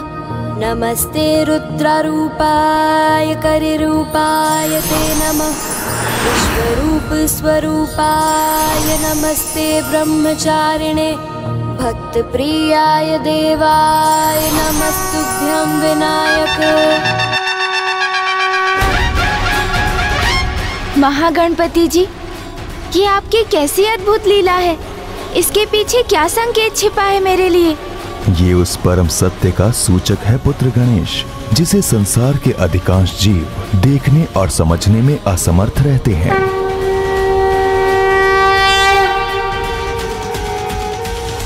ब्रह्मांड के कण कण में मेरा ही वास है और सभी में मेरा अंश व्याप्त है। इसलिए संसार में सजीव और निर्जीव जो भी हैं, वो मैं ही तो हूँ। संसार का कोई भी अस्तित्व मुझसे भिन्न नहीं, सभी मुझसे संपूर्ण होते हैं, क्योंकि मैं ही सर्वथा संपूर्ण हूँ, परम ब्रह्म ईश्वर हूँ।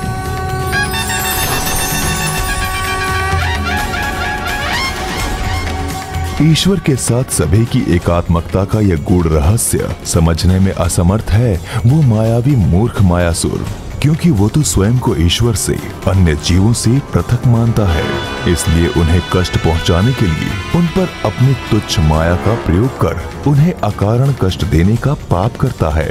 उस अहंकारी को ज्ञात ही नहीं कि उसकी माया से भी सर्वोच्च एक माया है, गणेश माया, जिसका प्रयोग कर तुम उसकी तुच्छ माया को परास्त करो पुत्र। गणेश माया प्रभु? हाँ पुत्र, सांसारिक माया मुझसे ही उत्पन्न होती है। उसी माया से प्रभावित हो संसार के प्राणी निज स्वार्थ एवं सांसारिक सुख समृद्धि प्राप्त करने के लोभ में आकर उचित पद से भ्रमित हो जाते हैं, भूल जाते हैं कि उनकी आत्मा स्वयं मेरी अर्थात परमात्मा की ही तो अंश है, मेरी ही स्वरूप है। किंतु जब वो मेरी भक्ति करते हैं तो मेरी ही शक्ति से माया भ्रम मिट जाता है, उनमें पुनः मुझसे एकात्मकता का भाव जागृत होता है और उन्हें भान होता है कि वो स्वयं सतचित आनंद आत्मा है। तुम मेरे अवतार हो गणेश, इसलिए माया उत्पन्न करने की शक्ति तो तुम में भी है। गणेश माया के धनी हो तुम, जिस गणेश माया से तुमने नारायण का शंख धारण कर लिया था, और जगत के पालनहार नारायण, जिनसे संसार का कोई क्रियाकलाप छुपा नहीं, उन्हें उसका आभास भी नहीं हुआ। और इस अवतार में तो तुम्हारी कुंडलिनी शक्ति पूर्व से ही जागृत है, इसलिए तुम्हारे भीतर गणेश माया का समावेश भी आरंभ से ही है। तुम्हें तो बस उसका प्रयोग मात्र करना है।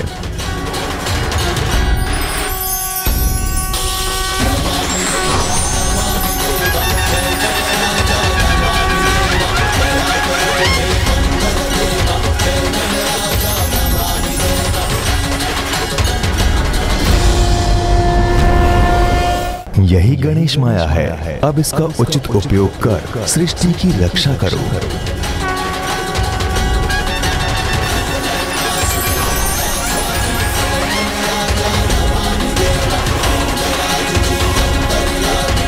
प्रणाम महागणपति जी।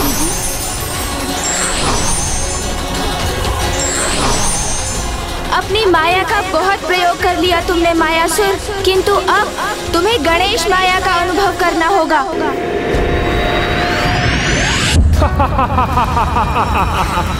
एक करोड़।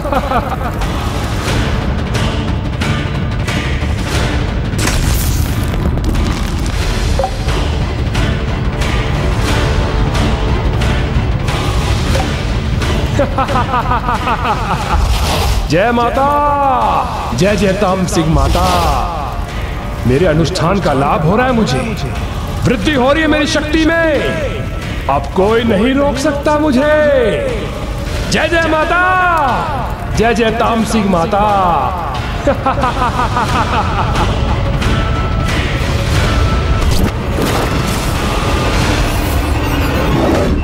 क्योंकि इससे पूर्व जो असंभव था, वो आज हमने मायासुर ने अपनी माया के प्रभाव से संभव कर दिखाया।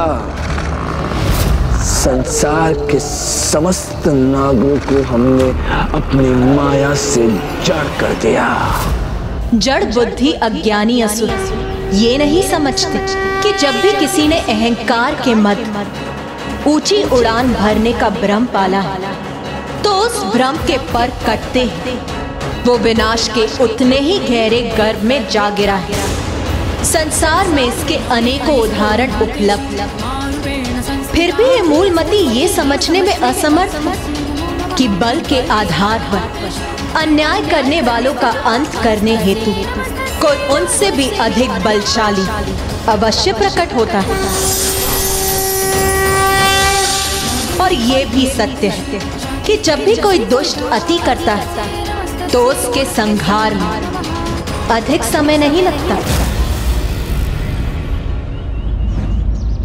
अर्थात अब अनुज गणेश अपने लंबोदर अवतार में शीघ्र ही धर्म और न्याय की शक्ति बन दुष्टता का विनाश करने वाला है।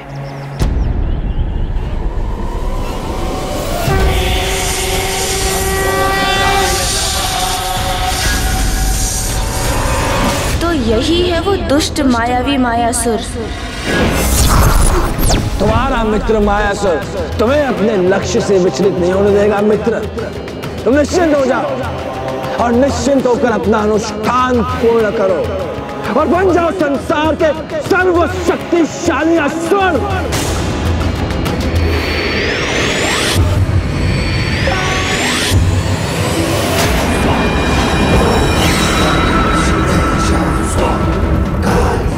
अभी तो 2 ही भुजाएं थी मेरी, किंतु अब इन चतुर्भुजाओं के साथ मेरे अनुष्ठान की गति और दुगनी हो जाएगी। जय माता, जय जय तामसिक माता। 1 करोड़ दो।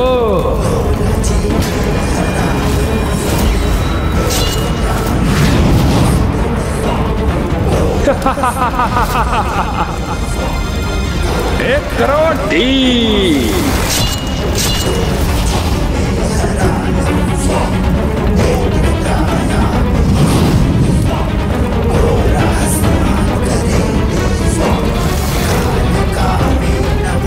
एक करोड़ 6।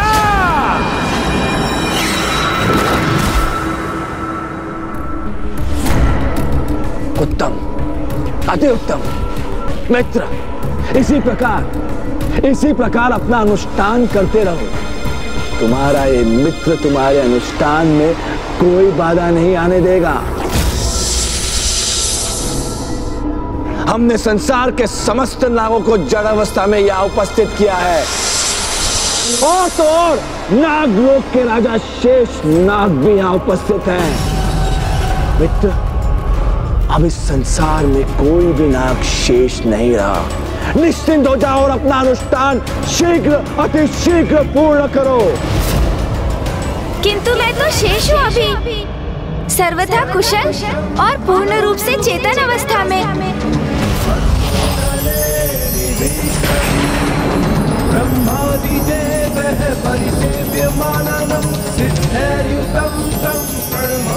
ये किसका स्वर है?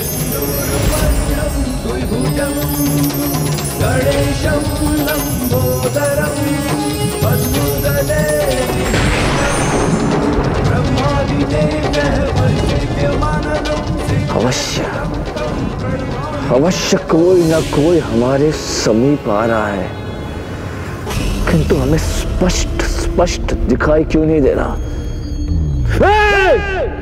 कौन है तू? समक्ष हमारा परिचय दे अपना।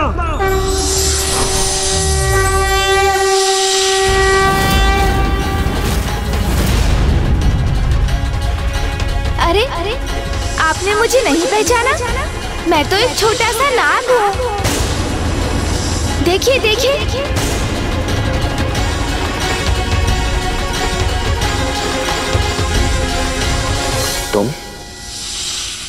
तुम कैसे शेष रह गए?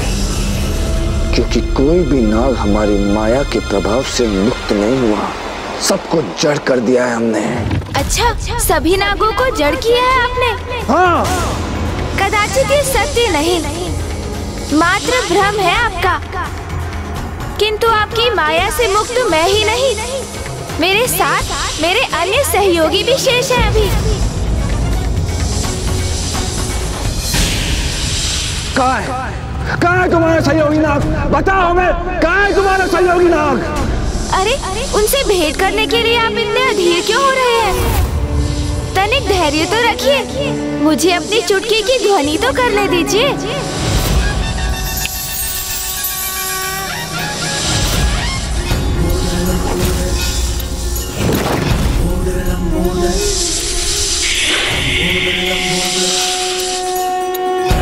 सारा उधर में समायो, मायासुर की माया पर में मिटायो। सृष्टि पे संकट है जब कोई आयो, महिमा से अपनी प्रभु ने बचायो। लंबोदर लंबोदर लंबोदर लंबोदर।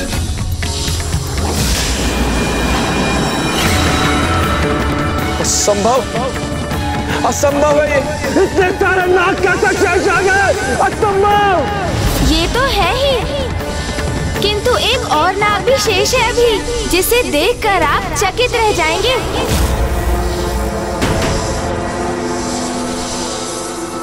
हाँ, एक अत्यंत विशेष नाग शेष है भी। कौन है? कहाँ है वो?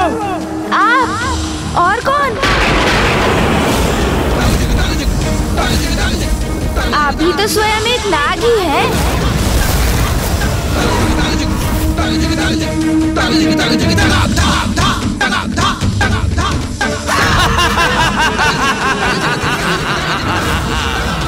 बस उपवास कर रहा है हमारे साथ। हाँ, मायासुर के साथ। वह कहां से हम नाग प्रतीत हो रहे हैं? हम असुर, मायावी असुर, अत्यंत ही शक्तिशाली और मायावी मायासुर। ध्यान से देखो हमें, ध्यान से, ऊपर से लेके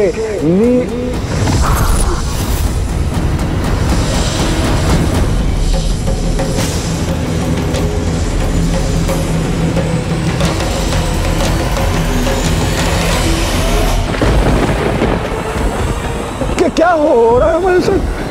ये कैसे संभव है? वास्तव में हम एक नाग हैं। हाँ, और विश्वास नहीं होता तो स्वयं ही देख लीजिए। नहीं, ये नहीं हो सकता, ये नहीं हो सकता। हम स्वयं ही देख लीजिए उस जलाशय में अपना प्रतिबिंब। सारा उधर में समायो, मायासुर की माया पल में मिटायो। ये क्या हो रहा है हमें ऐसा क्यों प्रतीत हो रहा है कि हम नाग के भांति रेंगते हुए जा रहे हैं? कौन है हम? क्या है सच्चाई? क्या है हमारा परिचय? क्या हम एक नाग हैं? ये क्या हो गया है हमें? लोक पे घना संकट है छाया, माया से मायासुर ने बंदी बनाया। अब इस मायावी को ज्ञात हुआ कि जो अपनी माया के प्रकोप से सभी पर अत्याचार करते हैं, वो जब स्वयं माया से प्रभावित होते हैं तो कितने दयनीय प्रतीत होते हैं।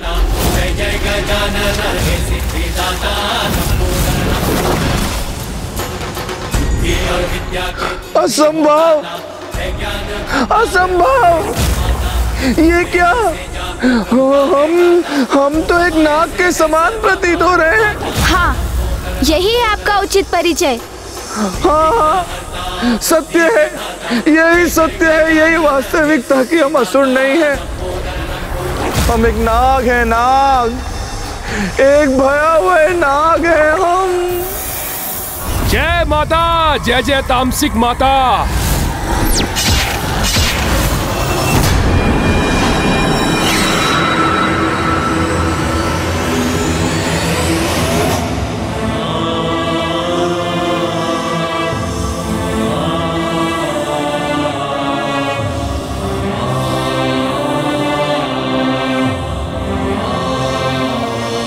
इन्हें इस प्रकार असमर्थ और दयनीय अवस्था में देखकर अपार वेदना का आभास हो रहा है मुझे।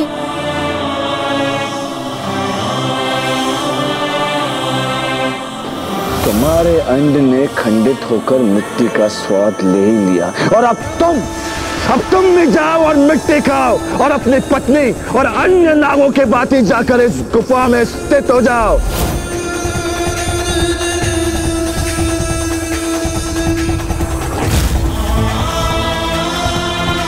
इनके इस कष्ट का कारण ये दुष्ट मायासुर है। इसका परिणाम इसे भुगतना ही होगा। जब आपको ये ज्ञात हो ही गया है कि आप एक नाग हैं, तो स्मरण कीजिए, दुर्गमासुर नागों से क्या करवाना चाहते थे? मिट्टी को अपना आहार बनाओ और जड़ हो जाओ। तो फिर आपको किसकी प्रतीक्षा है? चलिए चलिए, अब अविलंब दुर्गमासुर की इच्छा पूर्ण कीजिए। हाँ, अवश्य अवश्य हम दुर्गमासुर की इच्छा पूर्ण करेंगे। अवश्य, हाँ अवश्य, ये उचित है। अब हम भी एक नाग के समान रेंगते हुए जा रहे हैं और कितने असंख्य नाग हैं यहाँ।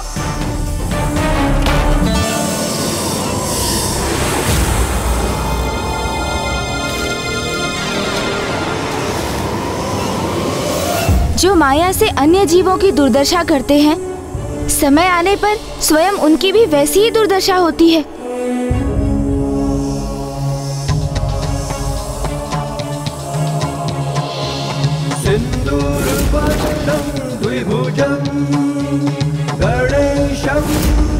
हम भी मिट्टी खा के जड़ हो जाएंगे। दुष्ट असुर, आपने अपनी माया का प्रयोग कर नागों को मिट्टी को अपना आहार बनाने पर विवश किया। इसलिए माया के प्रभाव से मैंने भी आपकी ये दुर्दशा कर दी। हम भी मिट्टी खा के जड़ हो जाएंगे। क्योंकि जो किसी अन्य को अपने हाथ विषपान कराते हैं, उन्हें इसका भी आभास अवश्य होना चाहिए कि उनके हाथों में उनके द्वारा वो धारण किया विष उनके भी प्राणों के लिए घातक सिद्ध हो सकता है। हम जड़ हो रहे हैं। हम भी एक नाग है। नाग।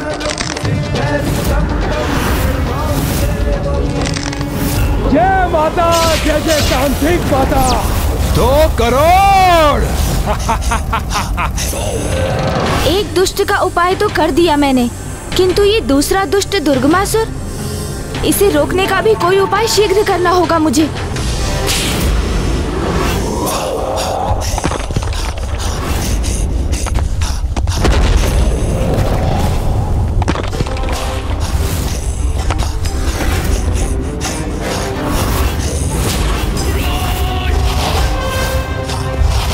ये तो अभी आरंभ है। प्रत्येक एक अनुष्ठान के उपरांत इस गुफा में इस प्रकार एक हिमलंब यूं ही गिरता रहेगा। अभी तो 2 ही गिरे हैं, अर्थात अभी 2 करोड़ अनुष्ठान पूर्ण किए हैं और 92 करोड़ शेष है। किंतु अभी मैं शीघ्र ही संपन्न कर लूंगा। मेरे शत्रुओं, दुष्ट देवताओं, कल्पना करो, जब यहाँ एक भी हिमलंब शेष नहीं बचेगा, तब मैं सर्वशक्तिशाली बन जाऊंगा और तुम मुझसे कहीं छिप नहीं सकोगे। और अब ऐसा होने में कोई भी बाधा उत्पन्न नहीं हो सकती। और अब ऐसा होने में कोई भी बाधा उत्पन्न नहीं हो सकती। अब और अधिक विलंब करना उचित नहीं। मुझे अभी इसी क्षण इसके अनुष्ठान को रोकने का उपाय करना होगा। अन्यथा वो दुष्ट इस अनुष्ठान से यदि अजेय हो गया, तो माता आदिशक्ति के लिए भी उसका वध करना असंभव हो जाएगा।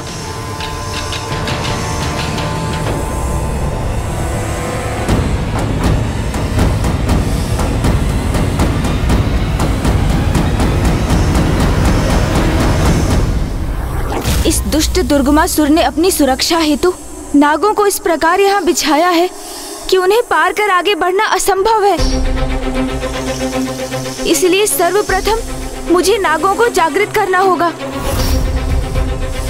और जिसके लिए मुझे उनकी कुंडली शक्ति को गतिशील करना होगा।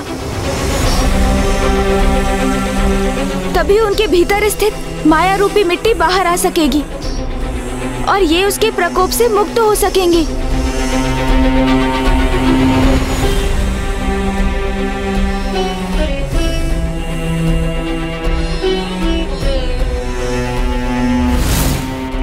हम जड़ हो रहे हैं।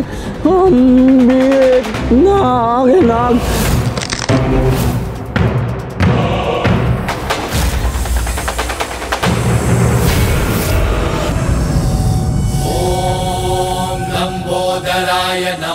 अब अपनी ऊर्जा से मैं इनके मूलाधार चक्र को प्रभावित करूंगा। ओम गण गणपते नमः। ओम गण गणपते नमः। ओम सिद्धिदाताय नमः। इस मंत्र का उच्चारण इनके प्रथम चक्र अर्थात मूलाधार चक्र को क्रियान्वित करेगा, और मूलाधार चक्र के जागृत होने से तो प्राणी भयमुक्त हो जाते हैं। उनकी प्राण शक्ति में सजगता और सकारात्मकता का संचार होता है। ओम गण गणपते नमः। ओम गण गणपते नमः। ओम गण गणपते नमः। मूलाधार चक्र के जागृत होने से ही कुंडलिनी शक्ति भी जागृत होकर गतिशील होती है।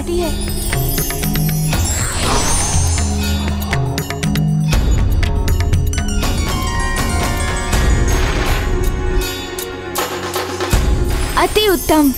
अब ये जागृत होती कुंडलिनी शक्ति शनैः शनैः समस्त चक्रों को जागृत करेगी।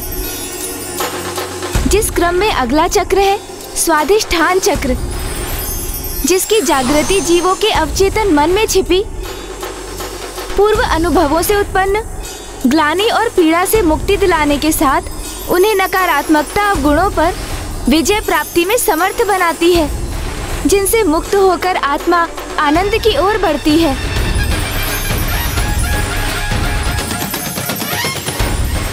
अगला चक्र है मणिपूरक चक्र। जब मणिपूरक चक्र जागृत होता है तो जीव किसी भी प्रकार की व्यर्थ लज्जा का अनुभव नहीं करता। उसकी इच्छा शक्ति प्रबल होती है और वो कर्मठ हो जाता है। फिर हृदय स्थान पर स्थित अनाहत चक्र, जो दुख और अवसाद के अनुभवों को मिटाता है और सभी जीवों के प्रति स्नेह भाव उत्पन्न करता है। इसके पश्चात विशुद्ध चक्र, जो असत्य के भ्रम जाल को मिटाकर सत्य का बोध कराता है। उसके उपरांत स्थान है अजना चक्र का, जिसकी जागृति के परिणाम स्वरूप किसी भी प्रकार की माया के प्रभाव से प्राणी मुक्त होता है और उसे सत्य का ज्ञान प्राप्त करने की अंतर्दृष्टि प्राप्त हो जाती है।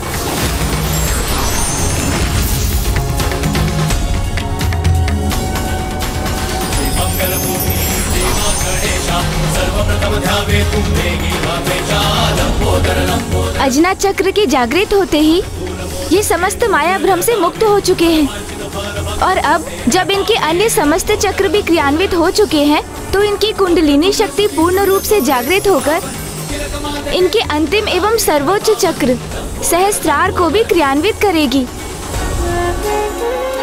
ये चक्र जागृत होकर स्वयं के प्रति आसक्ति पर विजय दिलाता है और सर्वोच्च ऊर्जा अर्थात ईश्वर से सहयोग की संभावना उत्पन्न करता है।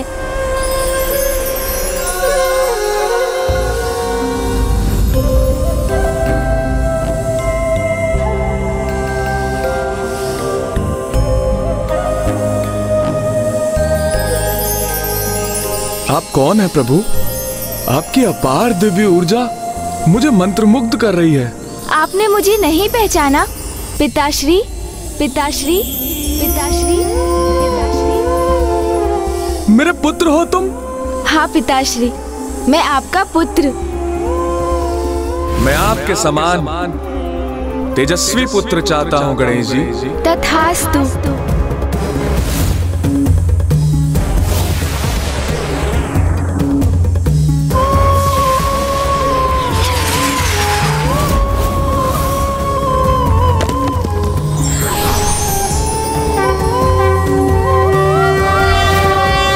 आपने मुझे दिए वरदान को फलित किया प्रभु।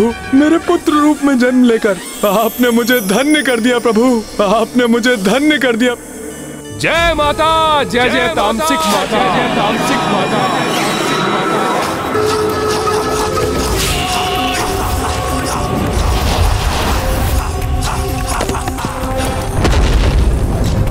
अब और अधिक शक्तिशाली हो गया हूं मैं।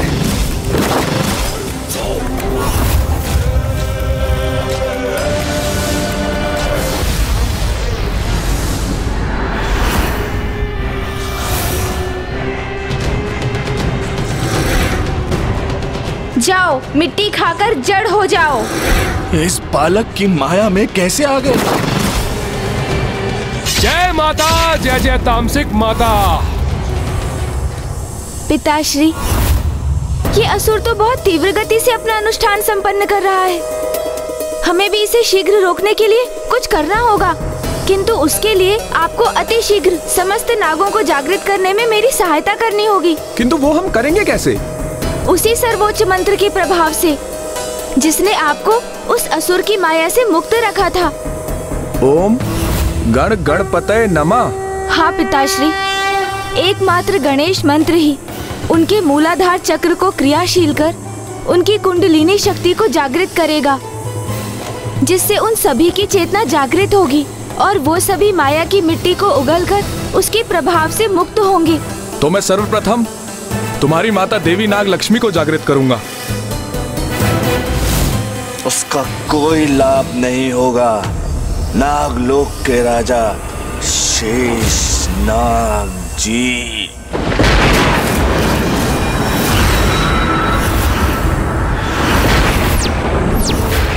ओह, तो बहुत शीघ्र ही माया के प्रभाव से मुक्ति प्राप्त कर ली आपने।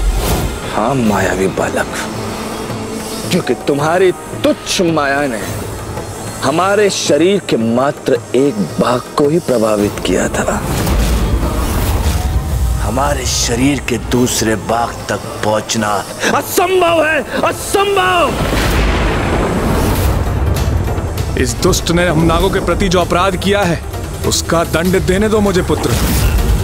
दंड तो ये अवश्य भुगतेंगे, किंतु आप उसकी चिंता मत कीजिए पिताश्री। शीघ्र नागों को पुनः जागृत कीजिए और दुर्गमासुर को रोकिए आप।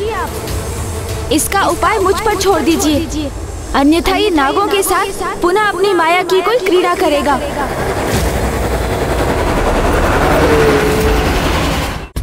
बालक, माया की कोई क्रीड़ा हम करेंगे। माया की तुच्छ क्रीड़ा तो तूने की है और अपने आप को अत्यंत बड़ा मायावी समझता है। कदाचित भूल रहे हैं आप, जिसे आप बालक पुकार रहे हैं उसी ने आपको मिट्टी खाने पर विवश कर दिया था, और अब मैं धूल भी चटाऊंगा आपको।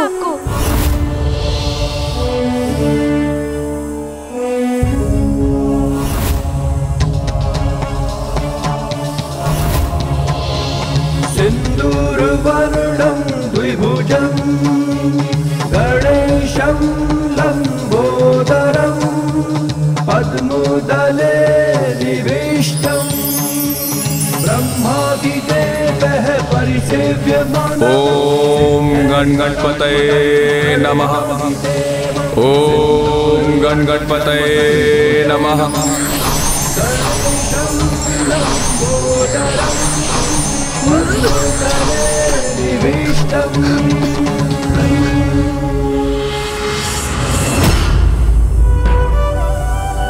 ये क्या हो गया था मुझे?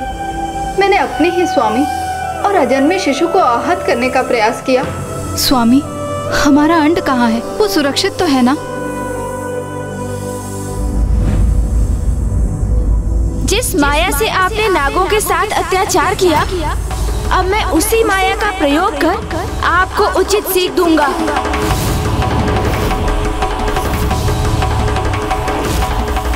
मुख गज का धारण किया है तुमने और नागों के शुभ चिंतक बने बैठे हो, उनकी रक्षा कर रहे हो। ये कैसी माया है तुम्हारी बालक? वही माया दुष्ट असुर जो आपकी आसुरी समझ के परे है। गज हो अथवा कोई नाग, सभी परम ब्रह्म के अंश हैं, इसलिए मूल रूप से सभी एक ही हैं और स्वयं में परिपूर्ण हैं। बस बस मायावी बालक, बस। प्रतीत होता है कि इतने विशाल उदर में व्यर्थ के संवाद से भरे ज्ञान के उद्देश्य भरे हुए हैं। इसी कारण अनर्गल प्रलाप किए जा रहे हो। समय तो आने दीजिए, ये भी ज्ञात हो जाएगा आपको कि इस उदर में क्या क्या भरा है।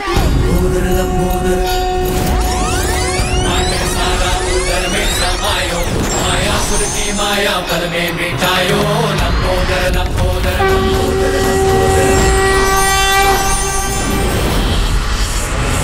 अब मात्र देख हम कैसे अपने माया के प्रभाव से तुझे अपना दास बनाएंगे।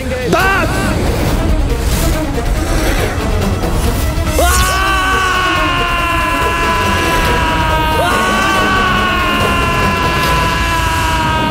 इस असुर ने ऐसी ही तरंगों का प्रयोग कर हम सभी नागों को प्रभावित कर दिया था, इसलिए मेरी तो यही प्रार्थना है कि ये हमारे पुत्र को प्रभावित ना कर सके। हमारा पुत्र?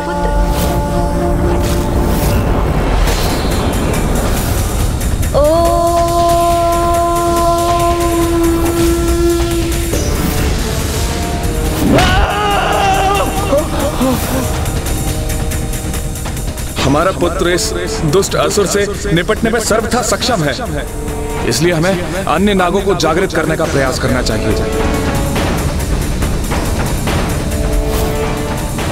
तुम कोई साधारण बालक, अभी तो साधारण नाग नहीं प्रतीत होता है कि तुम्हें उन दुष्ट देवताओं ने भेजा है, किंतु हमें चिंता करने की कोई आवश्यकता नहीं। यह तो आरंभ है, मात्र आरंभ। अब तक हमने अपने वास्तविक शक्तियों का प्रयोग किया ही नहीं। अब देख हमारे वास्तविक शक्तियों का क्या प्रभाव होता है तुम पर। इनकी वास्तविक शक्ति से क्या अर्थ है इनका?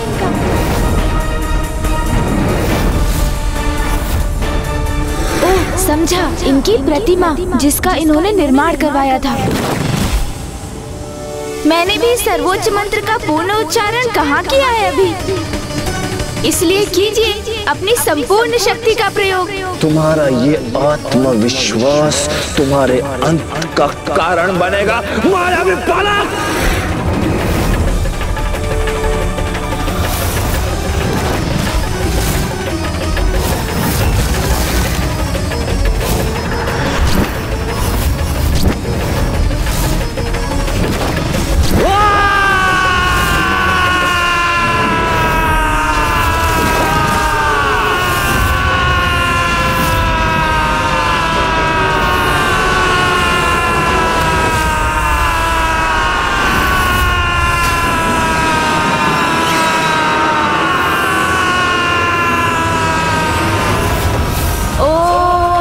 गणपते नमः। ओम गणपते नमः। ओम गणपते नमः। ओम गणपते नमः। ओम गणपते नमः। ओम गणपते नमः। ओम गणपते नमः। ओम गणपते। ये क्या, हमारी मायावी तरंगे हमारे लिए सही नहीं हो रही है। ओम गणपतये नमः। ओम गणपतये नमः। ओम गणपतये नमः। ओम गणपतये नमः। ओम गणपते नमः। ओम गणपते नमः।